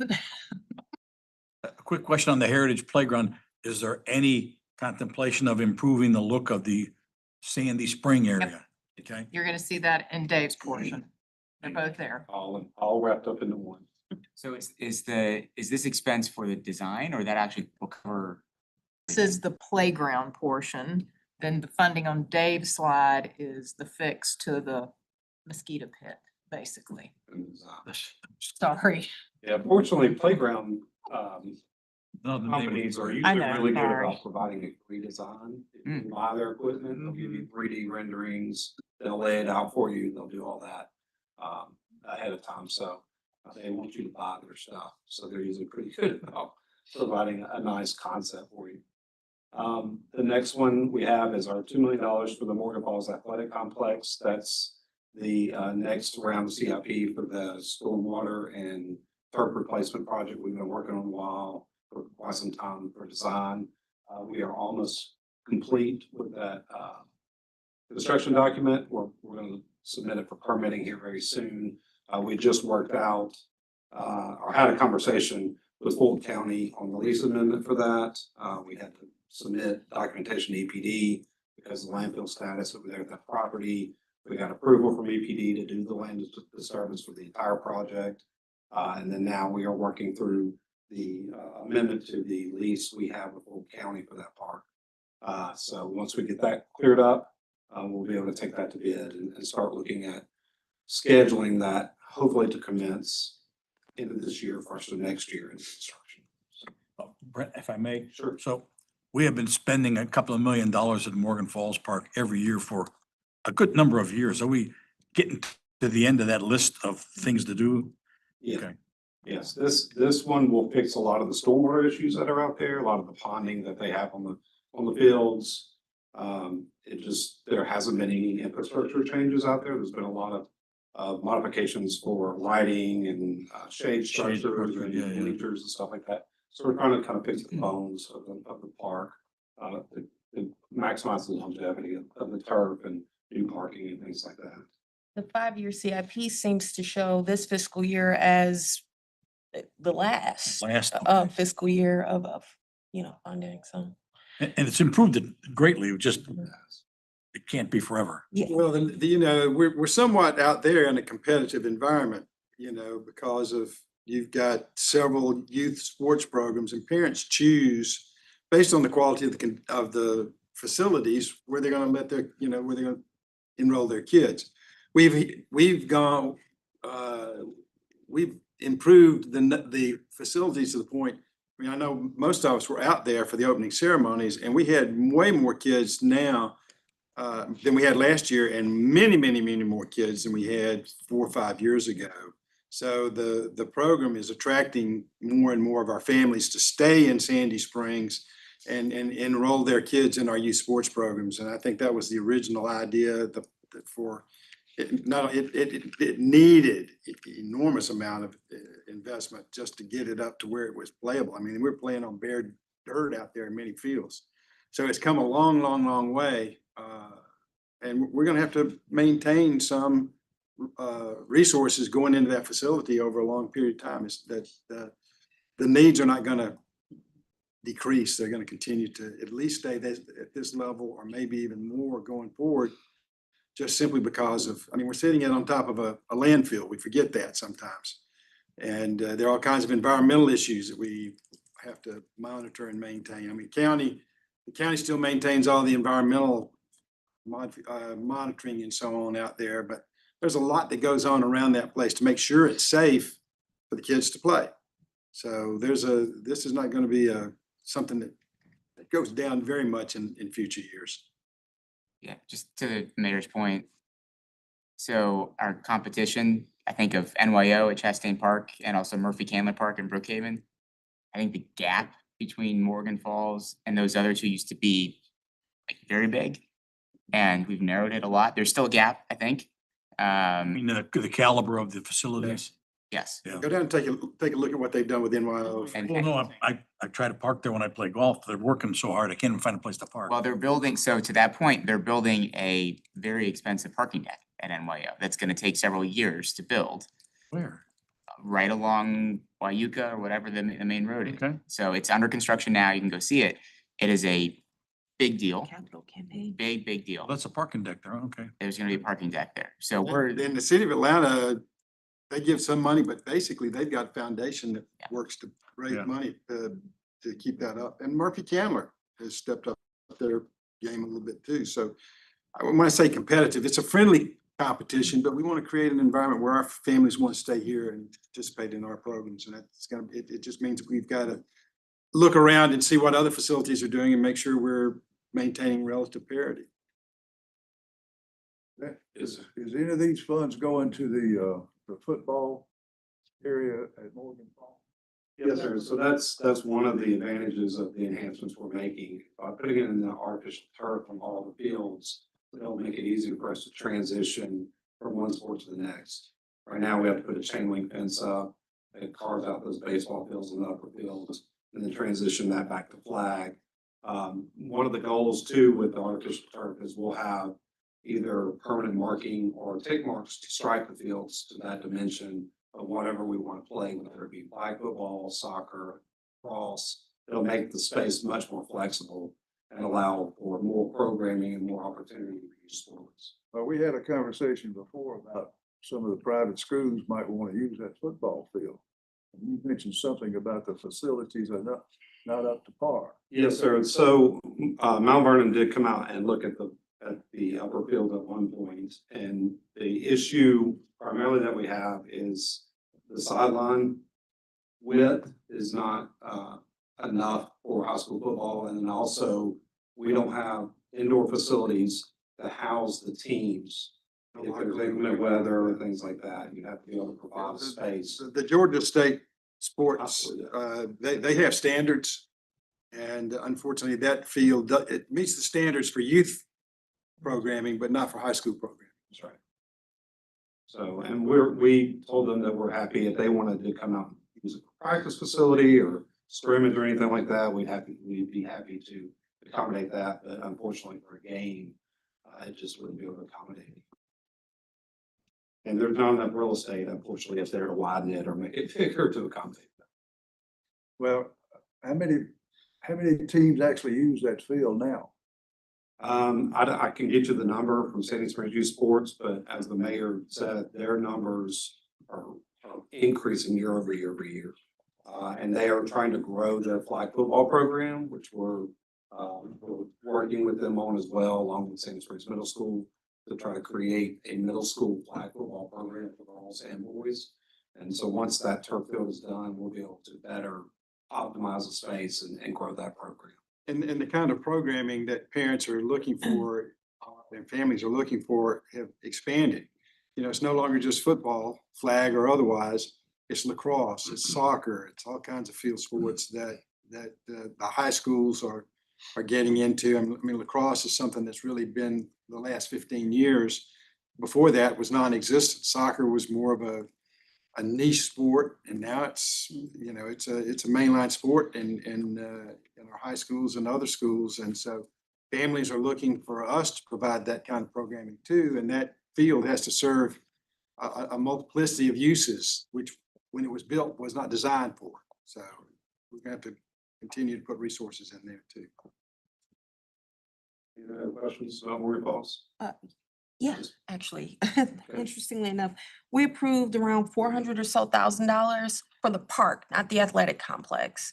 What did that go towards? Was that for the restroom renovation? Yes, yeah, so that's correct. The restroom renovations and just some miscellaneous repairs, lighting, things like that. This bigger lift is for major stormwater infrastructure, artificial turf, For the athletic Dude, complex. that's correct. Yeah, this is the Morgan Falls overlook. Yes, that is for just some, we did some erosion control repairs out there. Upgraded the restrooms, which are done as of Oh, I'm gonna go check this that. past weekend. Oh, really? They're complete. Okay. And back open. So yeah, there's also a dock extension that we're working on right now with NPS, National Park Service, to get the permit for that to expand the kayak launch and dock. Oh, okay. I'd be curious as to why, but I'll talk about that at another time. I want to make sure I understand what we could expect to be recurring. The Racket Center capital contributions, will that happen every year? Yes, so part of their contract is they pay their the rent, and then an additional $2,000 every month to be put into a capital fund for small projects or improvements to the facility. That was part of their negotiated contract deal with the city when it first started some 5 years ago. Oh, so you're saying they pay that in? So, Oh, okay, so that 24,000 is that- not, it's a revenue or is it? It's a Yes and Represent, no. sorry, is budgeted as both revenue and Got it. But expenditure. it's neutral. And so it's shown as an expenditure, but Gotcha. that's really budgeted authorization. It doesn't mean we're actually spending. We can say that. I understand. So I Question on- apologize for the interruption. Question on the tennis center. I thought last year there was a dollar amount for improvements, and then after the discussion, it was scaled back. So when we toured that center, it it needed some TLC. I don't see in a line, will there be anything else up there for that, or is it just 24,000 this year that we're gonna go and reinvest? So that's a facilities project. It was originally $1 million ask. We shaved it down to just over $500,000 for the restroom renovation upstairs, the deck replacement on the back, new concrete entryway, new doors, entryway. So we are wrapping up the bathrooms now. Then we're gonna go into concrete out front. We've already replaced all the awnings. If you've been out to the facility, the old pergola raptors that were kind of rotting and falling apart. We removed all those and made them shade structures. And then we'll go into the deck as soon as we get done with the concrete out front. So we're working through that work plan. We're working with the Rollins, our tennis operator, to identify some other things that we can do with the funds that they submit to the city. We try to partner with them to come up with a work list of improvements with the money they put into the contract. So we're not completely done. Long-term vision is part of the park master plan that we're working through right now. We will get a hopefully short-term work list and cost associated with that to do a major renovation to the park as a whole, the building and the grounds. Thank you. The next one is the trail segment 2C construction. There's a $2 million request for that. That is again to continue building the coffers towards trail 2C that goes from Overlook Park up around Harbor Point and Grogan's Ferry. We are at 30% plan set with that project, so we have funding for the design and construction documents that we're working through now, and that will continue to put money towards the project. We will apply for the COSA grant again in 2027. We had a very good meeting with DNR, a wrap-up meeting with them a couple weeks ago to see kind of where our application fell short. So we feel good going into this next grant cycle of improving that application and being a contender for that $3 million to again go towards construction as well. So we will continue working that project until it's fully funded. Next up are all the tree fund capital requests from Mr. Park, and he did provide me some very detailed notes on this. His budget request. He's going up and down a little bit in different funds. He's asking for a flat $50,000, no change in invasive removal. They've done quite a bit of removal of bamboo over Moore Falls, and then he is continuing identify areas in the parks, especially as we've been on the Springway, of where we can continue to do invasive plant removal of pest management throughout the park system. In the tree fund capital project, that you will see a significant jump. Last year was $175,000. This year we're asking for $300,000, and that is primarily because of the costs associated with TS 191 and TS 192.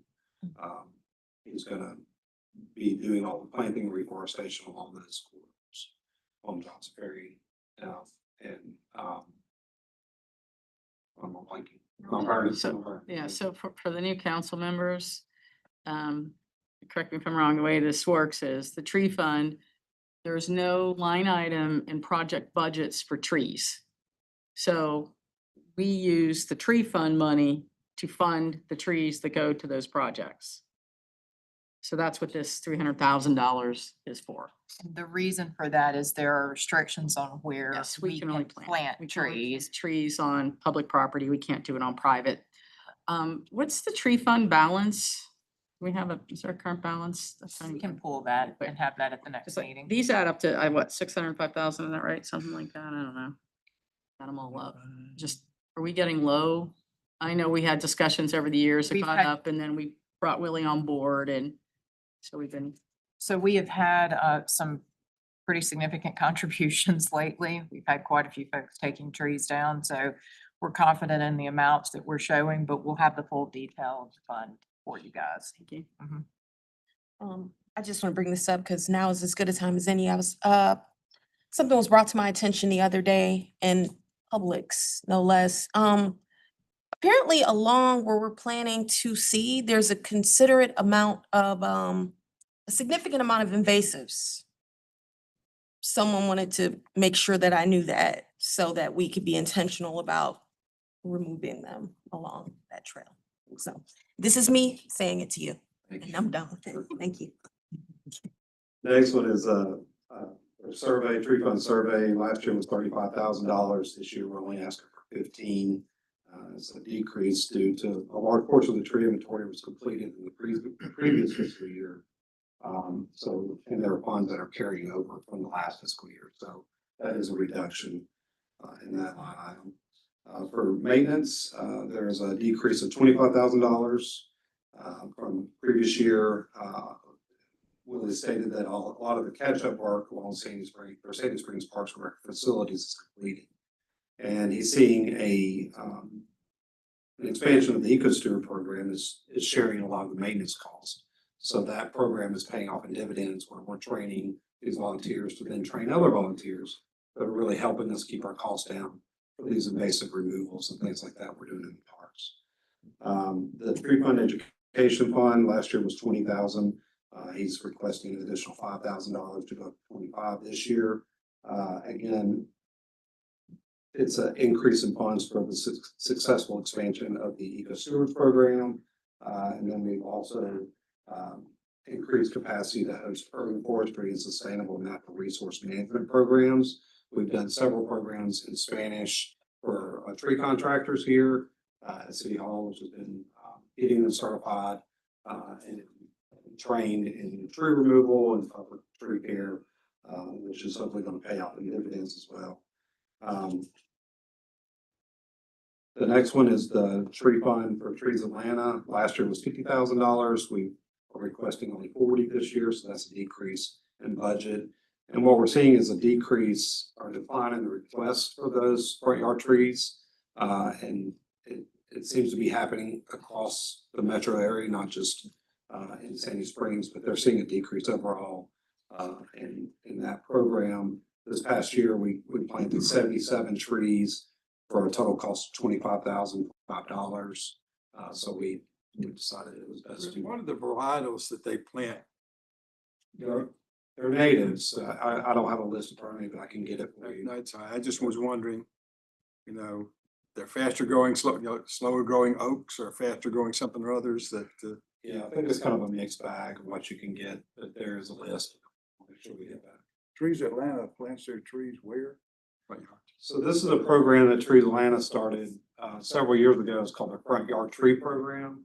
And what they're trying to do is get private property owners to plant more trees so that the responsibility doesn't just fall on public right of way and public parks. We're paying them for that? That's correct. It's a program where you can sign up through the city to have a tree planted in your front yard, and then the city carries the cost for that tree. It's to increase our overall tree canopy, because again, the majority of the property in Sandy Springs is privately owned. And it's funded out of the tree fund.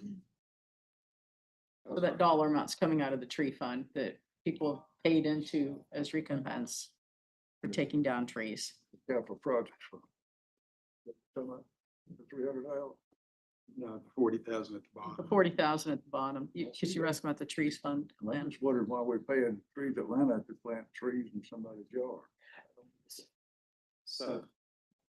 Yes, sir. So they are legally able to plant trees in people's front yard and it not be a gratuity. If we were to do it on private property, it would be illegal, basically, a gratuity to that property owner. So we partner with them as a nonprofit to expand on free canopy planting trees in front yard. So we help fund that through the fees that are paid into the tree fund by development. Tell me how many trees they planted. I can get that number. I know this past year was 77, but I can get you the number from previous years. $40,000 for 77 trees. Well, this year was only $25,000 that was spent for the 77 trees that were planted. We anticipate maybe the project will have increased numbers next year. So we're requesting 40 for next fiscal year. But we did reduce it from 50 down to 40 because of the decrease that we're seeing. So you're requesting 40. Yes, sir. Just for Next year. next year. $40,000. Well, we only paid them $25,000 in FY '25 out of the 50 that was budgeted in. We only pay for what trees are planted, right? So it's not like a flat fee. They have to invoice, I would think, on That's correct. the trees actually planted. The Do they money's kick coming into from that fees at all? that others are paying. The Trees Atlanta fund this as well? Yeah, I'm sure there's costs associated from their end too. They also have a 2-year maintenance program. They come out and prune and water after the tree is planted. They do a lot of things afterwards. So we're not carrying the whole load on this whole program. That's correct. But it'd be good to know what that breakdown is. Sure. And then, our full time positions, again, we're requesting that one, position increase of the assistant park supervisor, but our part-time positions are staying flat. All right. Brent, I have one comment on the project list. Sure. You can go back. So, and I'll pull a little bit of that. I'm still the new person on council. But to see the $2 million for that segment 2C, in my mind, I balance that $2 million against the progress we could make on the sidewalk list that people use to get to school, work, MARTA stops, everything else. So I don't know when the right time is for us to have the conversation about, I don't know, and how much more money. I heard you say the design is 20% funded. Or, The so, design is completely funded, yeah. So we have around $5 million currently in that. mhm. So this would give us $7 million to go towards that project. The GOSO grant is 3. So it will give us 10 if we are able to get that grant. The estimated cost on the trail is roughly 14 now. So we're just trying to build up that fund in anticipation that once the design is completed, we'll be fully funded and ready to go to construction. So maybe this, Ian, this is a question for you. Like, when do we get to the point of, because $2 million seems like a lot of sidewalks. These are the conversations that we need to have through this process. You guys should give us feedback. If This you is my want that, feedback. okay, if you want that money to be removed from here, that will stop that program, which is fine. But you need to get consensus among your fellow council members that you want to not appropriate any funding to Trail 2C. And instead, because it would have to be a vote, 'cause we have an adopted trail master plan Uh-huh. that includes funding these and getting them constructed. It can change. Well, that project, what I am hearing is that project's not gonna move forward anyways until we get another $3 + $4 million. It will right? delay it. It will yes, delay it. So that- significantly. Right, not a stop, it's a delay. But $7 million more of sidewalks. So, okay, I will be talking to people to figure out how we wanna, huh? Okay. So please email any specific questions you have. We'll go ahead and work up a breakdown of how much is already funded for this project, because there is already some funds that are already set aside for it, so that you all have a full picture and can make an informed decision. In concert with that, what has the Conservancy done when it comes to Trail 2C because they're really good at going and getting Yep. land donations and stuff like that. So a full accounting of where we are with 2C, both our money set aside as well as what Conservancy's done, would give us a more complete picture of just where that project stands. Sure. And by the way, on that subject, since you brought up, the end of that trail 2C, there was a question about where it landed in Grogan's Bluff, and there was a, you know more about this than I. But, because some of the neighbors were not happy with how the thing terminated. Anything you can share with us about where that is? So 'Cause I don't want to fund the project where the end is in dispute, right? So the current design shows it coming out onto Adair downhill from the entrance to go Grocery. On Harbor Point's apartment property. It then crosses to the south side of Adair and goes uphill to that intersection at Grogan's Ferry and Adair. Stays on the south side and then curves and attaches to the existing side path that is already constructed on Grogan's Ferry. So it doesn't go.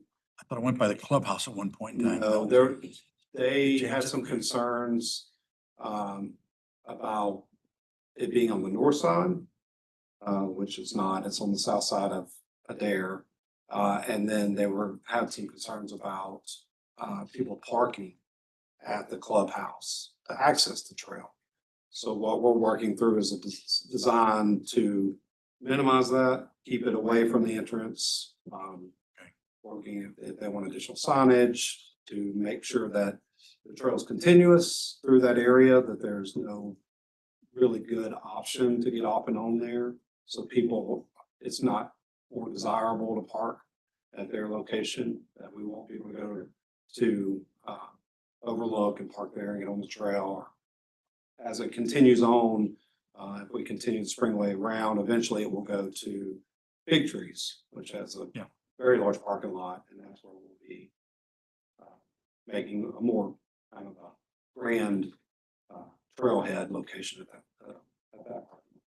And you'll present that to the neighborhood next week, I think, May right? 13th, Like, we're scheduled few to days meet from them. Any other questions? Thanks, Brent. Sure. Thank you. Just real quick on some of our programs, this is just a snapshot. We still are seeing an increase in our programs. Our staff does an excellent job. In particular, in our adaptive programs, we get a lot of positive feedback. People coming from all over the state to be part of our adaptive recreation programs. So Jane just does an excellent job with that. She's got new adaptive programs, like I said before, a birdability program. We have a lot of birders in Sandy Springs. They actually spend a lot of money in Sandy Springs, so we're trying to increase that program we can, and also add an adaptive program to it. So you can see our program numbers and where they kind of stand out. Our back to school bash that we do out here with the police department is by far one of our most popular. Our National Kids Parks Day, which is coming up here in the next few weeks, is a big one for us. Our soccer program still does very well. And then our Daddy Daughter Dance is still very, very popular. It's been expanded to 2 nights now, which consistently sells out.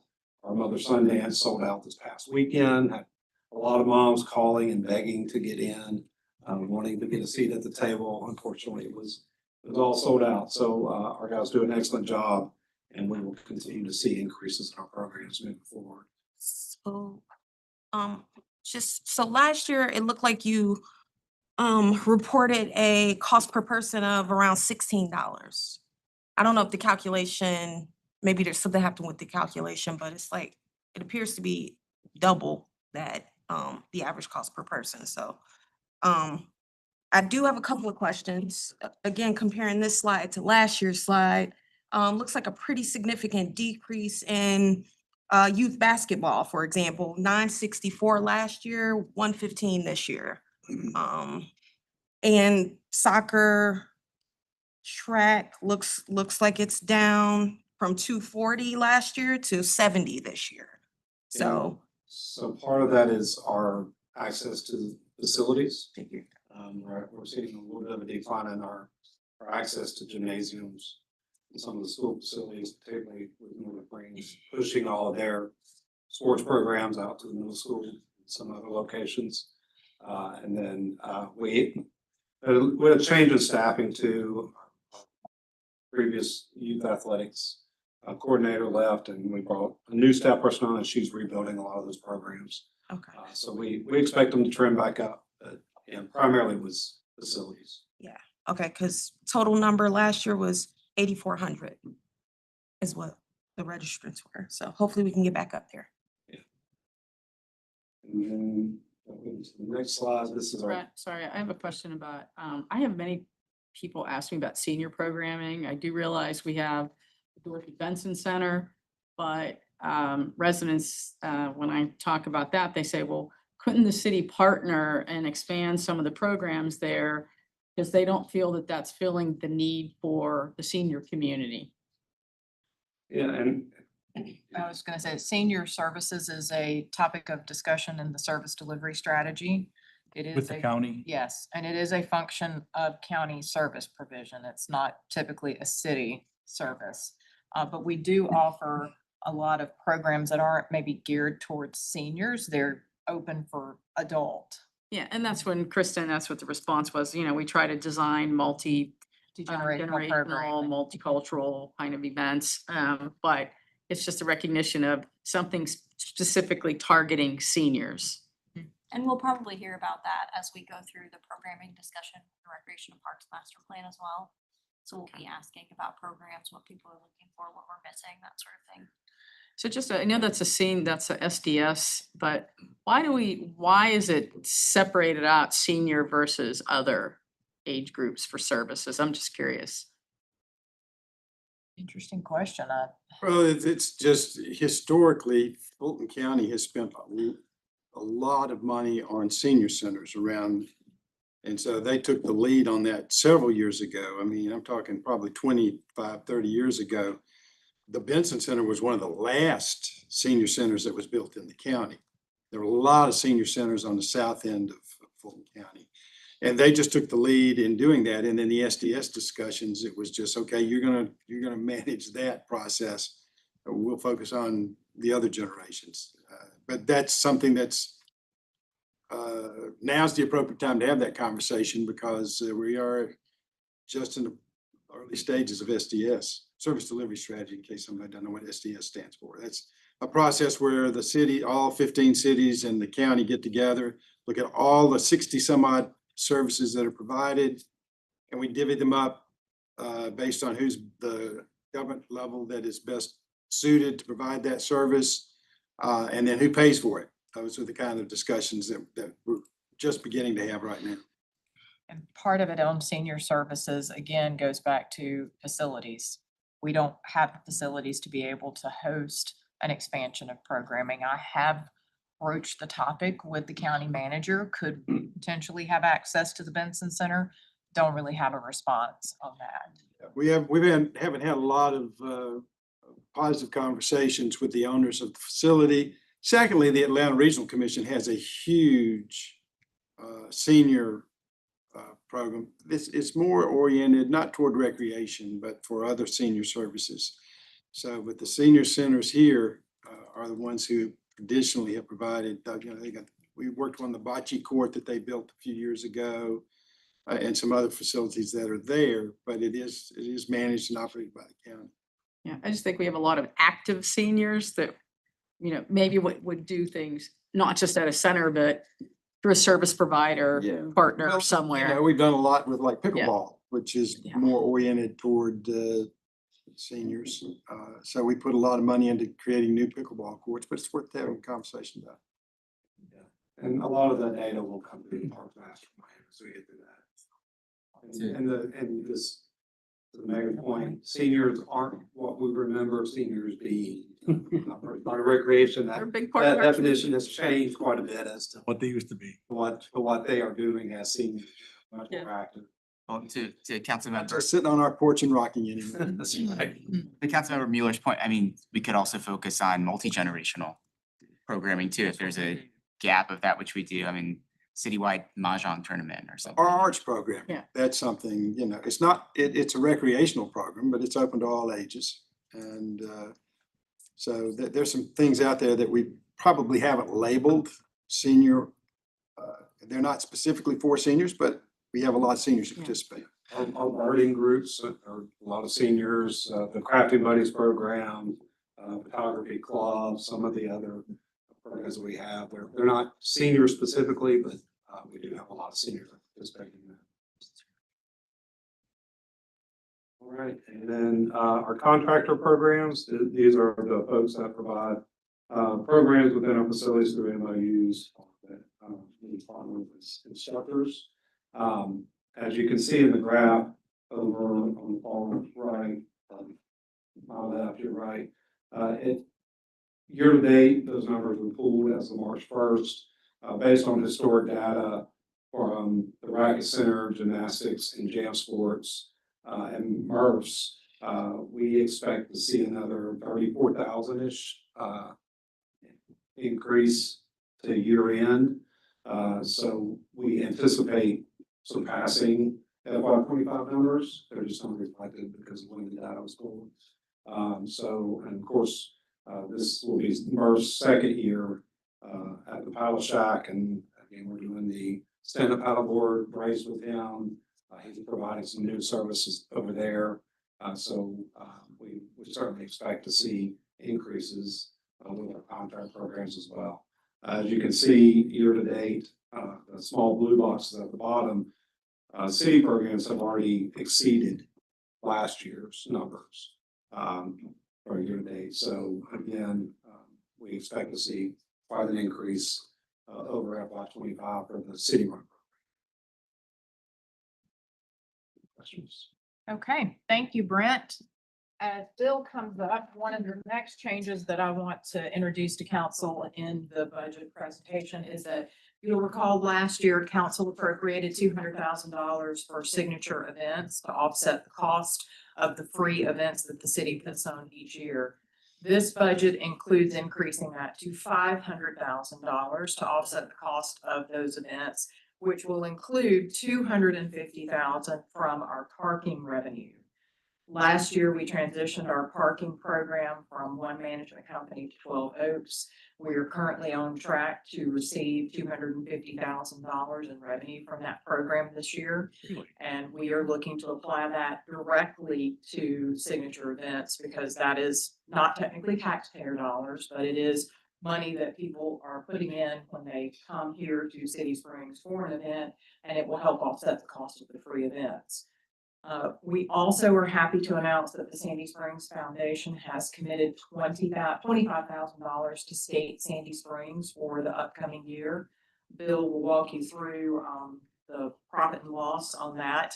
Unfortunately, it was a very warm winter and it resulted in some losses on Skate City Springs. And then Stars and Stripes, the foundation has also committed $20,000 and is actively working to secure additional sponsorships.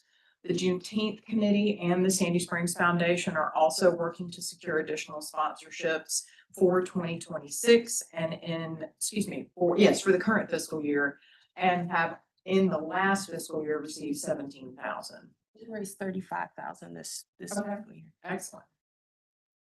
All right, Bill, why don't you come up and talk about the rest of the signature events? Sure. Thank you. Good afternoon, Mayor and Council. The signature events, I'll just walk through them. Bluestone Arts and Music Festival, which is one of our newer events. We are looking right now at trimming that budget a little bit by eliminating the second stage. It actually is strategic, trying to keep people more up towards City Green. City Green Live program, we're keeping the same. One of the interesting elements of this program this year is we brought our talent buying in-house. So we are spending, getting better talent that we come in because we're not paying buying commissions. So, some really good shows coming in. Sister Hazel actually is kicking off, and then Starship. So it's just a different level of what we've been doing out there. Concerts by the Springs, we're keeping the same budget. 5 shows over there. We had our first one this past weekend. The crowd was full. It was a wonderful event. The farmers market We're anticipating that to stay the same, and that has had really good crowds. That it has already opened. Here's a new addition to the program is the FIFA World Cup. We are in the process of going back and forth with FIFA, a very fun process of trying to get our licensing to do events here. We will do opening weekend, a couple of in between, and there'll be the three that'll hit next fiscal year. Those are the quarterfinals and the third place playoffs, and then the finals. So once we get that licensing, we'll be doing events out on the green. We'll be bringing in another big LED screen and doing kind of what we do at signature events. We're gonna have a little party out there. So I'm asking for $50,000 to pay that licensing and bring in the elements of the event.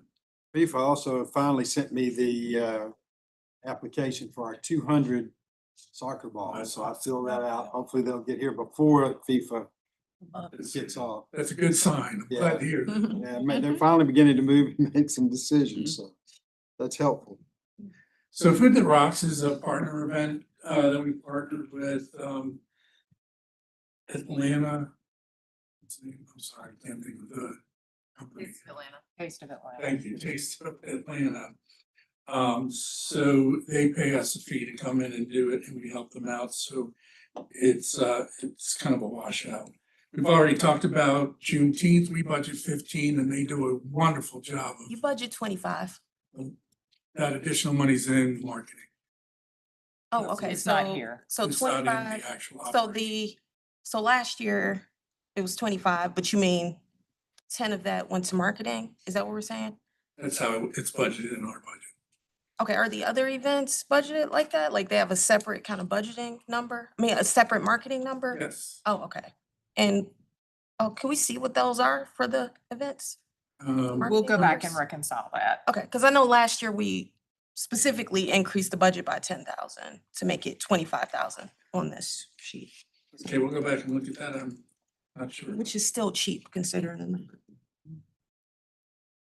MLK, that's a nice event. We have it, we show the movie and do a bunch of crafts, $4,500. It does very well. Movies by Moonlight, $15,000. We're not upping many of our events. Another addition is a night market event. So we're talking to Loman's Plaza and looking at doing a night farmer's market up there the first Thursday of every month. If you are aware, we have Sundown Social every other Thursday. And that first Thursday, we would now do an event up north at Loman's Plaza. Those discussions are going well. I anticipate that we will move forward with that. Right now, we're looking at a 3-month trial to see if people come up, where we're inviting vendors to get them into the flow of things. And then if it's successful, we'll start running it like we do here, charging the vendors to come up. So I think it's a good test. Just a question. So will the vendors register? Is this going to be free for them to come and participate right now? Just for 3 months. 3 months, so this pilot period. Yeah, this pilot period is kind of make sure there's a need for it there and that it's functional. And then if it's rewarding enough for the vendors, then they'll be happy to pay our small. So you're thinking like a weeknight? Is that what the? Thursday night. Thursday night. That's what I say, Thursday night. We Okay. didn't want to cannibalize the market, Absolutely. which is what would happen if it was on a Okay. Saturday morning.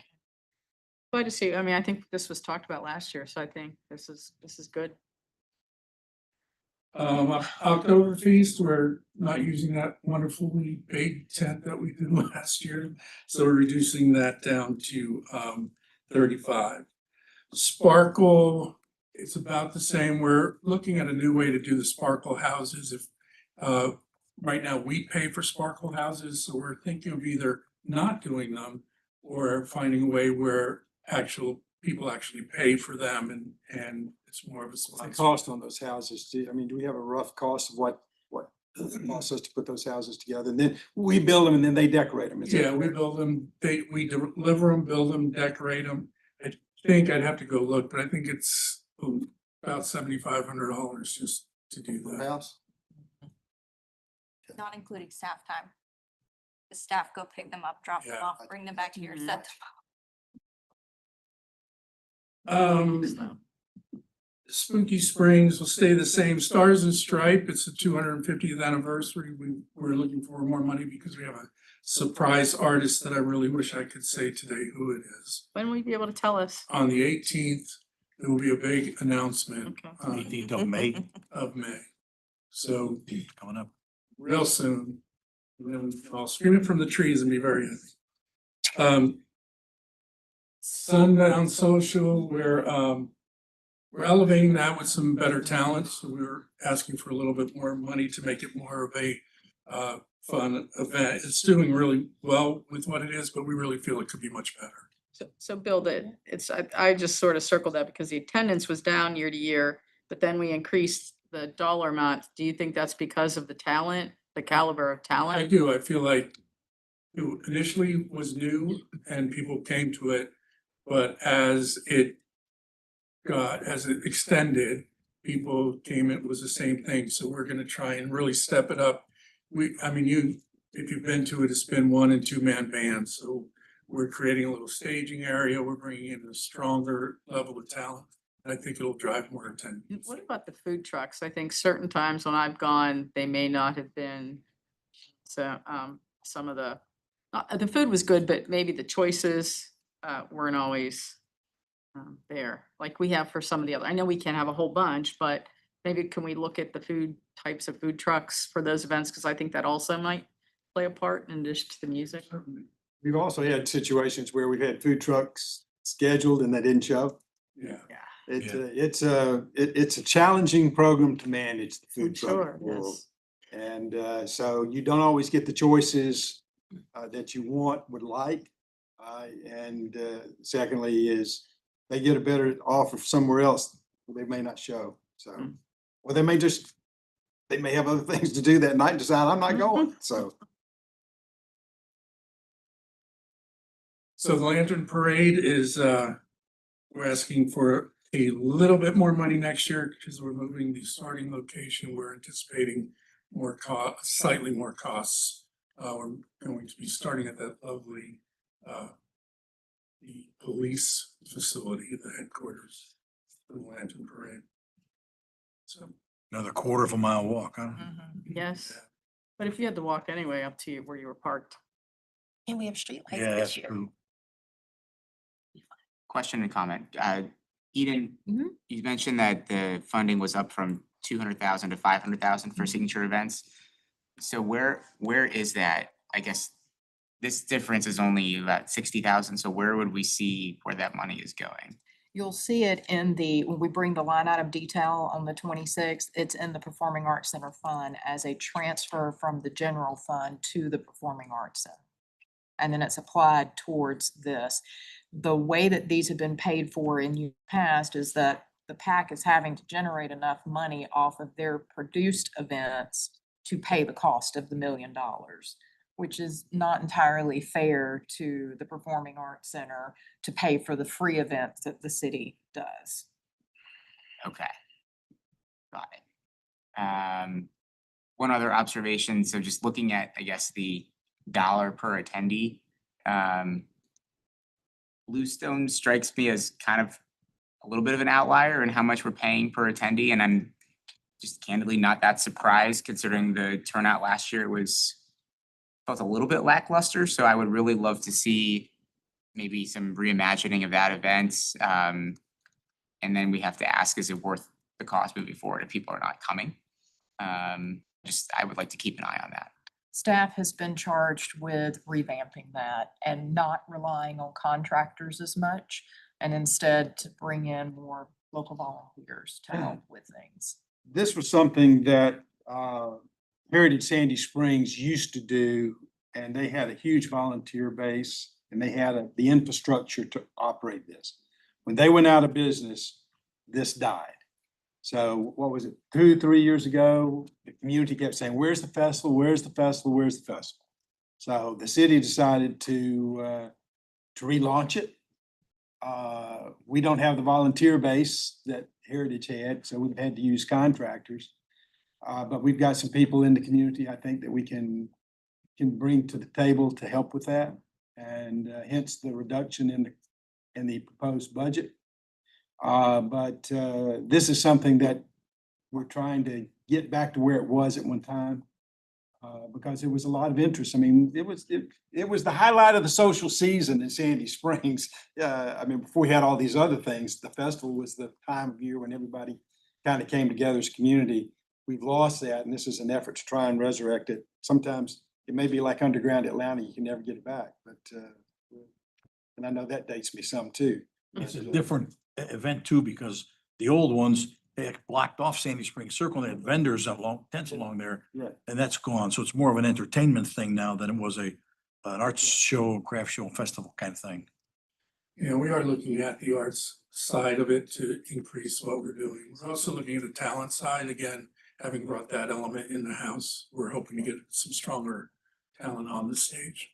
So we are in charge of revamping it, and we are working on it. Well, the arts part and the tent part and the shopping part was a big part of it. it was because those vendors were paying a fee to be there. And they knew how many people were gonna be there. They'd been there most of the time, year after year after year, and it's just, we gotta see if the community sentiment is strong enough to make it work. So it was also a Christmas present shopping weekend. Yeah, it was all kinds of, there was a lot of things wrapped into it. A lot of volunteers who were. Yeah, there were, yeah. So, And a lot of people get this confused with the Arts-a-Palooza that is totally separate from us, from the city. But I just wanted to make a comment from a standpoint of the Lantern Parade. What kind of community, I'm gonna say splash, it's the 10-year anniversary, right? So should be a big deal. I felt last year, more so than any other year, there were more people not from Sandy Springs there. It's great they're coming, but how can we get our people there? I have an idea. Oh, y'all, I've emailed about my idea, which is leveraging the local schools. So it turns out that in the elementary school curriculum, there's a part right now that fits sculpture. And so lantern making fits right into the curriculum. So the art teacher at the local school, and just to be clear, those students live right there and can walk out of their homes. They're actually gonna make lanterns, Oh, good. so that's, I mean, to me, that's the easy way to get people engaged there. So we can certainly look at the marketing element and get some local initiatives going for next year. Yeah, and maybe next year, I mean, the schools, I think that's a great idea. Yeah, so Sandy Springs, we put in some grants to Sandy Springs Education for us to help fund some supplies for next year to really make it robust, so.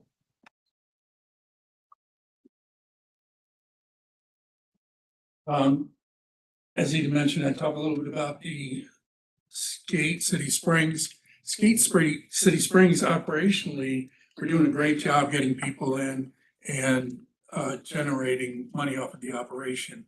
The big cost is the $200,000 that it takes to put the ice rink in. So we've been meeting with the foundation, working hard to try and find some sponsorship dollars to offset this. From an operational standpoint, last year, taking out the $200,000, we were up by $80,000. So there is some growth to have there. Last year, we initiated some theme nights on Saturday nights, which really did very well. So we're looking at extending them into Friday and Saturday nights. And we're also putting a big push on private parties for nights that we don't normally have huge traffic. And I know I met with the foundation this morning and they're putting out a piece to local corporations to have their holiday parties and stuff on the ice. So there's a lot of momentum with this, but it's taking some time to grow. The first year, we had 16,000 skaters alone. It doesn't count people that come and watch. And it was a new event. So it slowed down the next year a little bit, but I really feel that seeing what happened on Saturday nights when we put a DJ and just asked people to come dressed up. And we had lots of people filling those Saturday nights. So I do hope we can get a sponsor, and because I believe in this project. Yeah, the theme nights I think, looked like they were fun for people. They were they were gas. Yeah. People love them. So you That's said, how old I am. you said we had 16,000 skaters in 24, and then how many last year? Last year, I think we were at 14. I can get those numbers. We have we're at 12 or 14 last year. Yeah, I think the setup last year seemed a little better, just the way that you all had set that up. Thank you. We added kind of a place to watch. Set up Dave better. had them add that little platform where you could look. And we're also talking about selling banner sponsorships around the rink to try and subsidize it. So there's a lot of initiative to help this project move along. Speaking of moving along, we're running behind, so we need to catch up. We got a council meeting later on tonight. So the long and short, Conference center is an important one because Oh, we I'm s- made money in the conference center last year. I'm sorry, I turned the wrong page. All right, conference center, we are making, we have a staff that's just selling, we have so many events in the building that, this is just the third floor, so this has nothing to do with theater rentals or anything. So we are looking at, total revenue this year estimated to be $1 million with a profit and loss of 612. What we're finding is that food and beverage sales are a little bit down, but it just shows me that we're getting less of the renters that need food and beverage. So our goal is to move more into the food and beverage need of renters. That money. What does that go? Pays for salaries of the Performing Okay, Arts so Center roll staff. back in to It rolls stays in there. Okay. And also part of that goes towards contributing to the signature events, to offsetting the cost of that. Self-presented events, these are the concerts that we bring in that city goes on at risk on. We did 18 self-presented events last year. We saw it in November, ticket sales start to slow down as the economy struggled, yet the way the buying was positioned, we were still able to hold a profit of $41,000 on our self-presented shows. The space utilization, the top part of this chart, we count the number of days that there's been an event in a facility. So Byers Theater, although there may have been 2 or 3 shows one day, it counts as 1 day of use. So as you go through this, you see the 964 days of use with all of our rental facilities and our function facilities. Of those days, food and beverage events were this in 25 or 374. If you just look at the year to date, you can see that our numbers are climbing. So we're about 30-something% in the first quarter of what we were last year. So we're anticipating we'll be well over our budget this coming year. The 244 Byers Theater and Lobby use dates, how many of those was City Springs Theater Company? We'll break that down for you. It's hard to answer off the top of them. So our asks for this year, $18,000 for EverPass. EverPass is a license to show sports on the green and in our interior locations. And then cost of goods sold for signature event, we just never had that spelled out in the budget. So we're asking you to put it in the budget at $62,000. That will cover the cost of goods for all of our bars and the things that we sell out on the green during signature events. And then there's an increase in seasonal positions. Seasonal positions, we are unique to the city in that when we do the skating rink or we do a bunch of shows in the theater, we have people that come in and do crew work or they're running the skating rink, but they're not really hitting 29 hours a week or 30 hours a week. They come in, they do 8 hours and they leave. So what we're noticing is that our budget gets really pushed in that area. So we're asking to increase not the heads, but the number that we have in positions. Any other questions for Bill? Okay, we're gonna try to move through the rest of these pretty quickly. The next item that we have here is a capital request for information technology for infrastructure hardware. That is related to the aging out of switches and the network transfer infrastructure here at City Hall. Those were purchased in 2016, installed when we moved into the building, and they are reaching end of useful life and outside of warranty, so they have to be replaced. Workstation replacement and upgrades is a standard. Every year we have so many laptops and desktops that have to be replaced. Next is communications department. Carter's going to go through these pretty quickly because they're rather technical. And I just have one slide, so that's good. Okay, the first two are related to our management of the arts program. So we are surprisingly have more than 40 sculptures throughout the city. So they're displayed all throughout Sandy Springs, and over the years they get some wear and tear, some rust, some maintenance needs. So this first $10,000 is to establish a maintenance program to use to clean and restore those pieces that are in the city's art collection.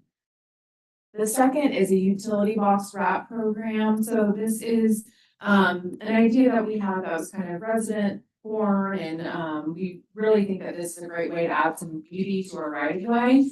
So with this money, we would wrap 10 to 12 of those large silver utility boxes throughout the city, and we would use that to complement the city branding and also establish a little bit more of a sense of place within the city. The next several are related to our website and digital development. So the first being a WCAG stands for Web Content Accessibility Guidelines. So the DOJ, as you may recall, has a law that we have to be compliant with all of our digital content by actually the deadline now pushed to April of 27. So this tool will take our PDFs that are on our website, which PDFs are inherently incompliant, and it will allow them to be accessible. So they are open in a new tab, and they're immediately accessible, searchable, assisted, translated as needed. So it's a really amazing tool, honestly, and needed to meet that compliance deadline that is next year. The next is a request for a user interface and user experience design consultant. So as we shift towards digital first communications, this contract position would help us apply some design thinking to better understand residents' needs and really to improve usability of our websites, maintain visual cohesion across our platforms. So this will really help expedite development of our website. It's important to us to be able to advance the city's mission of having modern, transparent, accessible, and responsive citizen-focused communication and services. The next is a document repository and auditing system. So this will help both Keith and our AI project, but also our website to ensure that we have accurate documents shared across all of our digital channels. So this will allow us to centralize our documents, our policies, our reference materials that are used both by staff as well as the general public to make sure that that information in those documents are verified and up to date. This would eliminate some duplication or out-of-date documents that are on our websites and make sure that we are publishing and what is published is consistent and up to our communication standards or messaging. Archiving too, in that area? Yes. The next is another digital development that we have on our wish list for some time, and this development project will help create some streamlined processes around the projects that the city is doing. So you will be able to learn about current ongoing projects, past projects, and see updated activity that is happening. So this will be a website that has a snapshot of project activity, whether that's weekly, monthly, annually, depending on how you like to understand what's happening with a particular project. And these can be anything ranging from public works and facilities projects to recreation parks, and even our digital development projects as we continue with that work with Keith and all of our data. So this will allow people to have just a little bit more understanding about what the city is doing related to all of the many projects that we have going on, and really improve citizen engagement and reduce confusion related to those individual projects. As Brent mentioned earlier, Recreation and Parks is transitioning from Civic Rec to Auto App. So this money is going to be used to develop an agent that will scoop up all the information from Auto App and automate it so it will be published on our city's website in the form of events and registration links. So this will allow people who may be less inclined to download an app on their phone to still have that visibility onto the Recreation and Parks programming directly on the city's website. So this will be an important discovery program or mechanism for our residents across the city's website. And then quickly, I wanted to touch on the staff request. So we are requesting a social media coordinator for this year. In the fall of 2024, we hired our social media specialist, and in 2025, our Facebook page content generated more than 5 million views. 85% of that was organic. So that is all just quality content that we are producing. On Instagram, we saw 3.5 million views and over 275,000 interactions. 97% of that was organic, which is truly incredible. And even more impressive, just in Q1 of this year, our city's Facebook has already generated 3.1 million views, 121,000 interactions, which is a 255% increase from the sum of the entire year of 2025. Instagram in Q1 has added 1.5 million views and almost 188,000 interactions. So when I started, actually just shy of 2 years ago, we had about 1,700 followers on our Instagram, and we've now surpassed 10,000. So that is really a result of us being super intentional and strategic and consistent with our social media presence. We've done a great job with what we have with that one staff member, but believe it or not, there are 11 additional accounts that are representative of the city that are not managed through communications. So adding this position is really important as we've seen social media evolve from a just simple communication tool to really a primary source of information for our residents. And a customer service channel, engagement throughout social media is incredibly important to us, and a brand reputation driver. So this position would help to maintain the social media presence across the city, manage all of those accounts, meet the workload demands, increase sustainability, and really make sure that messaging is consistent across all city accounts. And with that, I'm happy to answer any questions if there are any.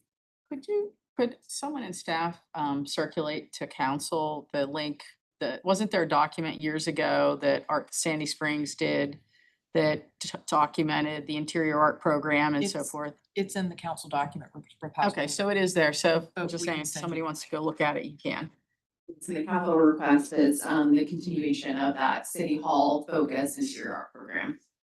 And they're going to be, I think this week, Art Sandy Springs is releasing an RFP for that feature wall. So excited to see that move forward. And that's what this money's for? That will help fund that, yes. Okay, thanks. Okay, Ginger.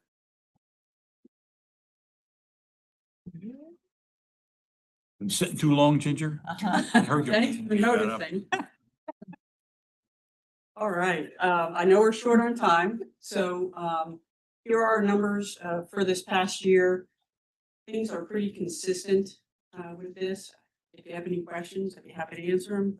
I'll move on if I hear anything. Permits process, it's pretty consistent from last year and the year before that. With plans reviewed, it looks like a substantial increase, but in actuality, it's a result of our conversion from EnerGov to OpenGov. We had to transfer over some files a couple of times, and so the numbers are a little skewed. But we believe that the numbers are pretty consistent with what they were the previous year. The same with inspections, that number went up as a result of the transfer over as well.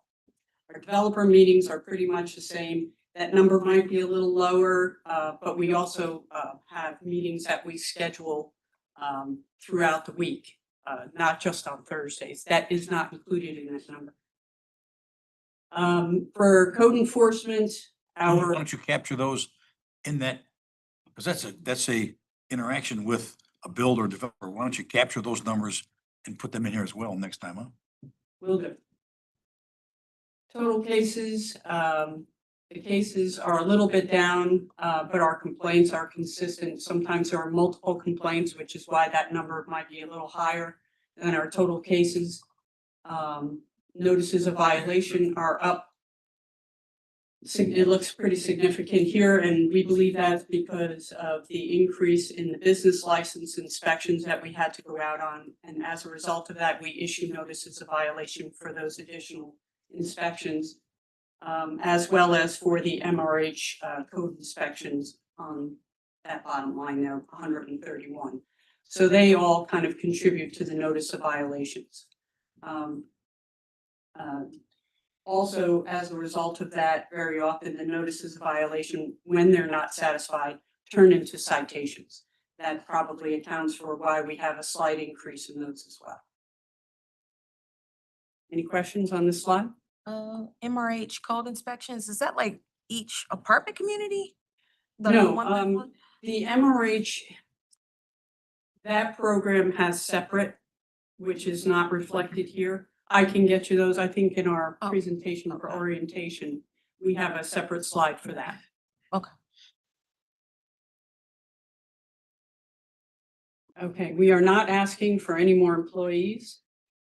And we are asking for $150,000 extra for our comprehensive plan for things like meetings and supplies and that sort of thing that we might need as we go through the process. So we're asking for an additional 150, and that's it. Okay. Thank you, Ginger.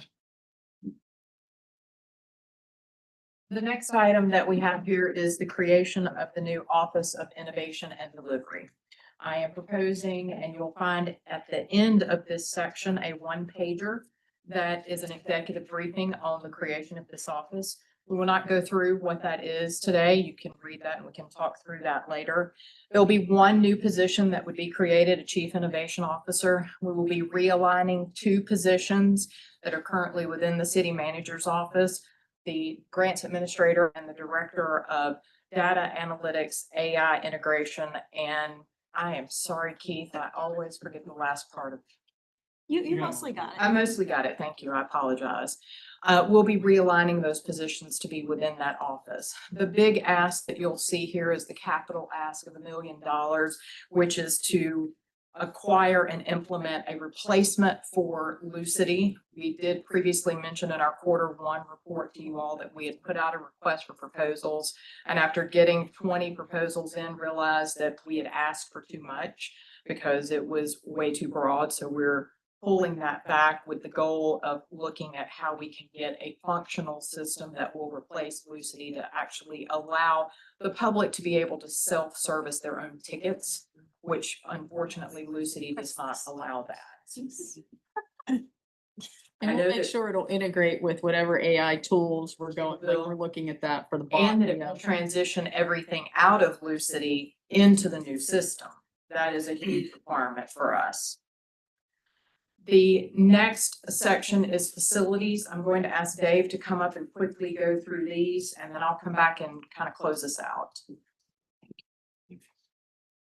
Okay, I have a few small enhancement requests. Property management services for the Summit Coffee. We did this on more of the Hammond Drive properties, the rental properties out there. We hired a company to manage the contract, collect the revenues, the lease off of the property, and then handle all the repairs, small repairs. anything major would come back to the city and this facilities would manage it.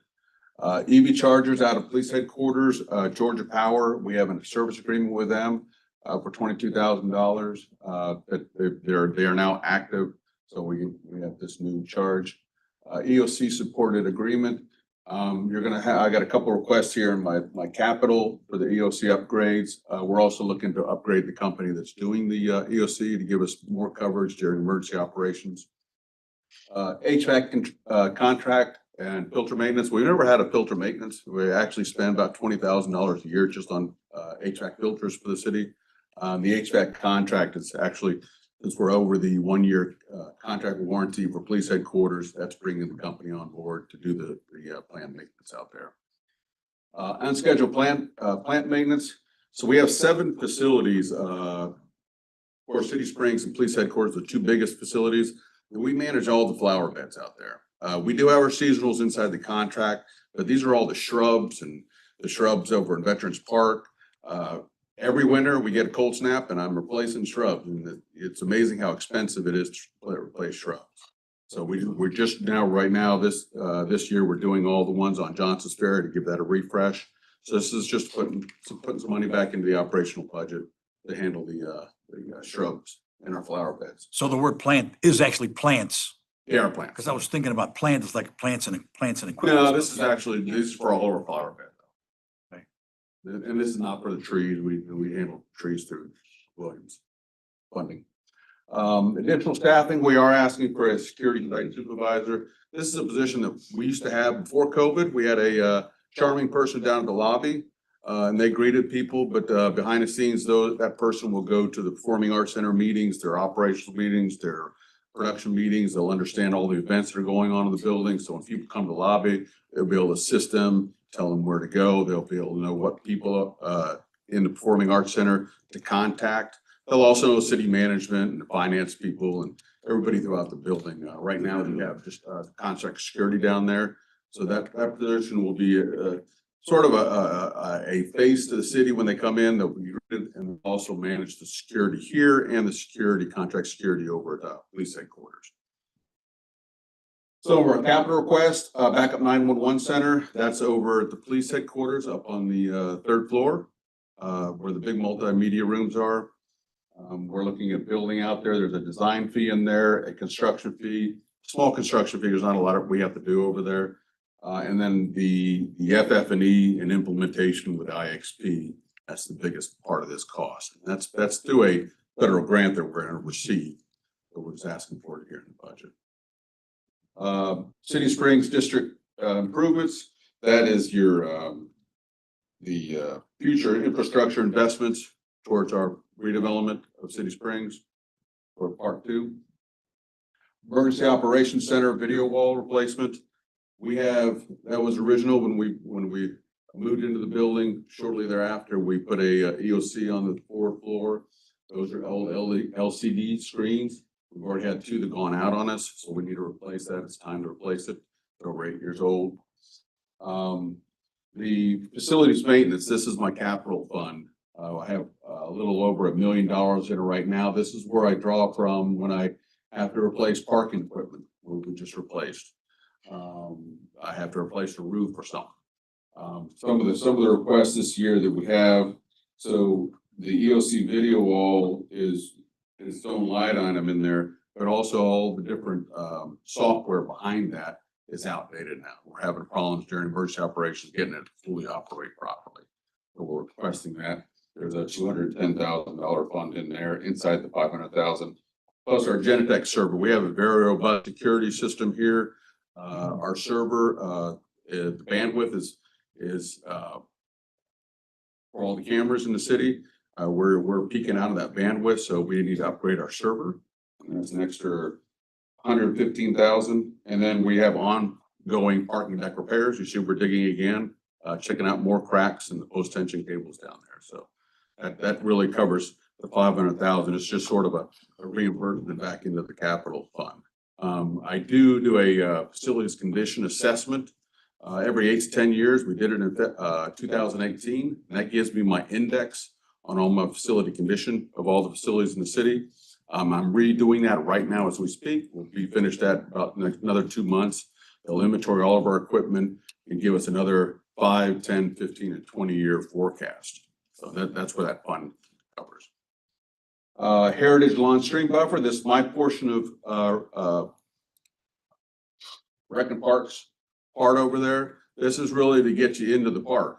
And also the little area down in the green that is hard to utilize because it's so mucky. That is, we have now reached out, Army Corps of Engineers, that is a actual wetland. There's a 4-inch PVC pipe coming out of our spring.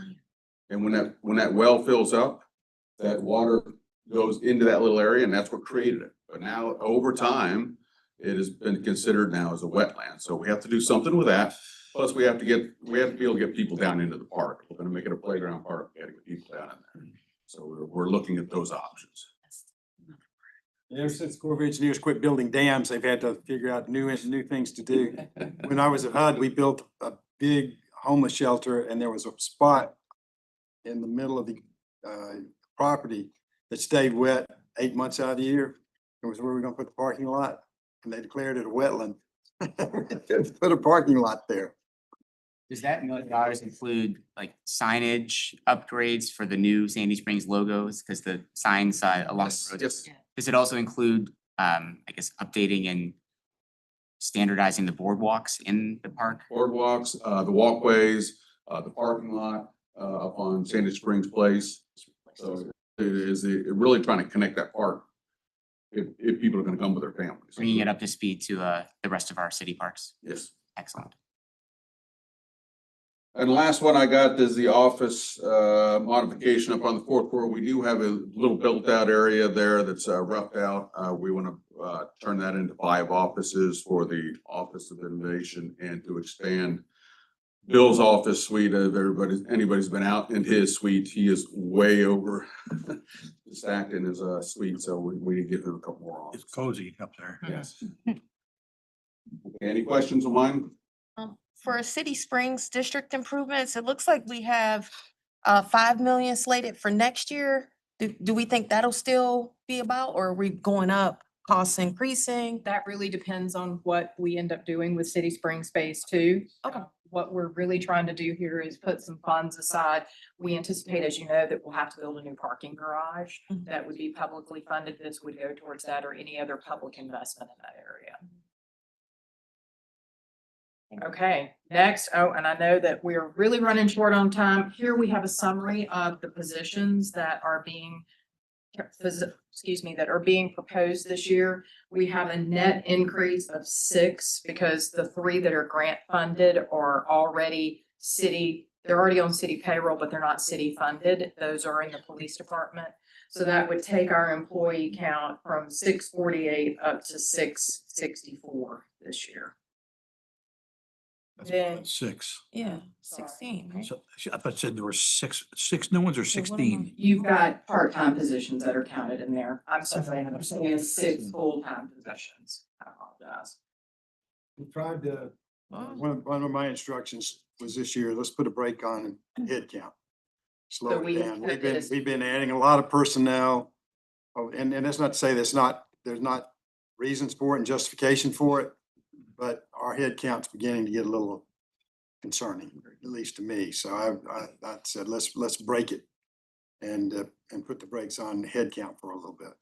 As I mentioned to all of our department heads as we were working on our budget this year, to only ask for what was essential to the service delivery here in the city. So we're not asking for anything that isn't critical to meet the demand that is out there.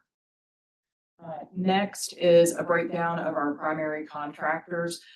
Even though some folks like to say that we're no longer a public-private partnership, that is not true. We are still very much a public-private partnership. And here is a listing of our primary contract service providers. I will not go through all of these, but happy to answer any questions y'all may have about that. Next is our nonprofit summary that I mentioned earlier. Abernathy Arts Center has a contract of 3% escalator for Art Sandy Springs. The Community Assistance Center requested additional funding to meet the demand for services. We are recommending an additional $25,000 there. Keep Sandy Springs Beautiful, the Household Hazardous Waste event is going to happen in June of this year, and that is every other year, so that is being reduced out for 27. We are continuing their allocation of $100,000 toward the operation of the recycling center and continuing the 50,000 towards capital improvements at the site. Nonprofit Arts and Recreation Program, our contracts for services, based upon some of our prior conversations, we reduced that amount by 50,000 to better meet the demand that came in earlier this year for programming applications. Sandy Springs Youth Sports has a 5% contract escalator, and that's included here. The Sandy Springs Youth Sports Scholarship Program is continuing at the same level, and Solidarity Sandy Springs is also recommended at the same level as last year. What do we budget for our, the scholarships we do just in-house within, with our camps? Within Parks and Rec, How do we I do budget for not know that? that off the top of my Okay. head, but we'll get that answer for next time. Okay. Next is the Fleet Fund summary. We have a request for a few fire administration vehicle replacements. Police, as usual, has their fleet replacement program in place.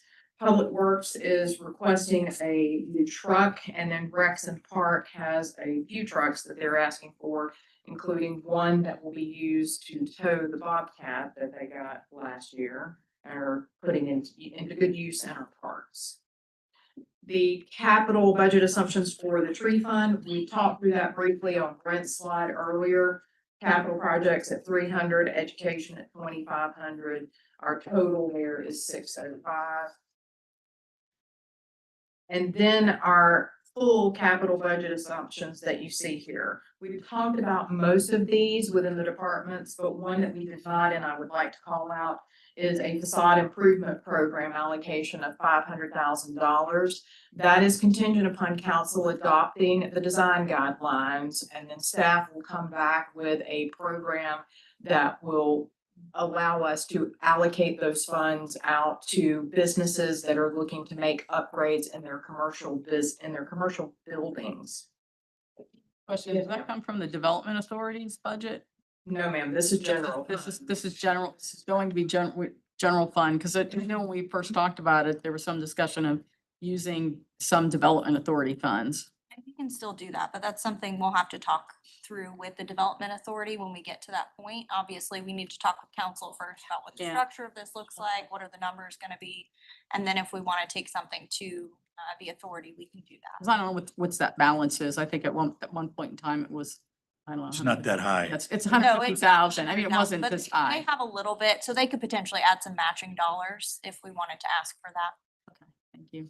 Yeah, they haven't been doing any deals lately, so they don't have a lot of feedback. Yeah. I have one in the first. And this number is based on my past experience with working with similar program localities, and given the size of Sandy Springs, I thought this was a good number to start with. We can certainly adjust that if council wants to change it.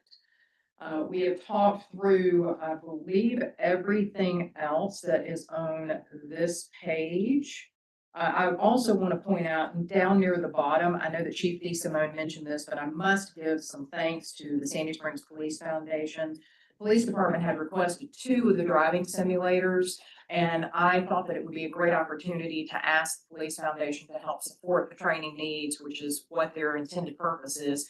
So they graciously have agreed to provide funding for one of those driving simulators, which is about $100,000, and the city general fund would look to contribute the other $100,000 there. Going over to the next page, this one has all of the public works requests that Marty walked you through earlier. I will not go through each of those again. And on the Rex and Park page, Brent walked you through all of these items earlier as well. That takes us to the question slide.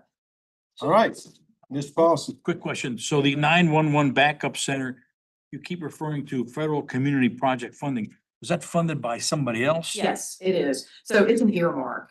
We were very So fortunate. that can, you've got it as expense item here. The increase comes Congressionally from someone directed else. spending. Thank you, Mayor. What's I that? appreciate Congressionally directed spending. the correction. So it's not our budget. Is not. So as a Tax grant, dollars, but it comes from a different. I mean, our. Representative McCormick and Representative McBath's office were both very helpful and secured that congressionally directed spending for us. Did you say there was a summary for Parks and Rec budget? No, maybe I don't have that in my slide, because I go right from capital budget assumptions, which looks like a, Do you not have a slide 59? It's just that Capital oh, budget okay, so funds. it's, that's where it is. I Yeah. thought there was one that said special Parks and Rec. Okay, got it. Any other questions? I do. So I have something. So we're out of time.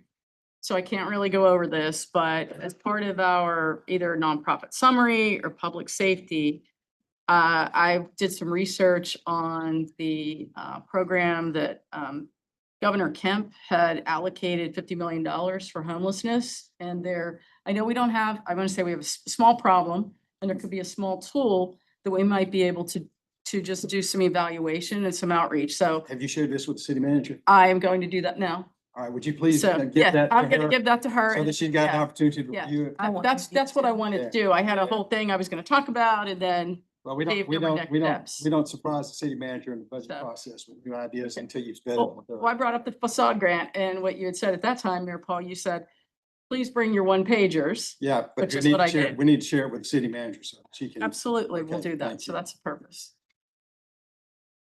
Share it with us too. Yes, Yeah, absolutely. Yeah, that's fine.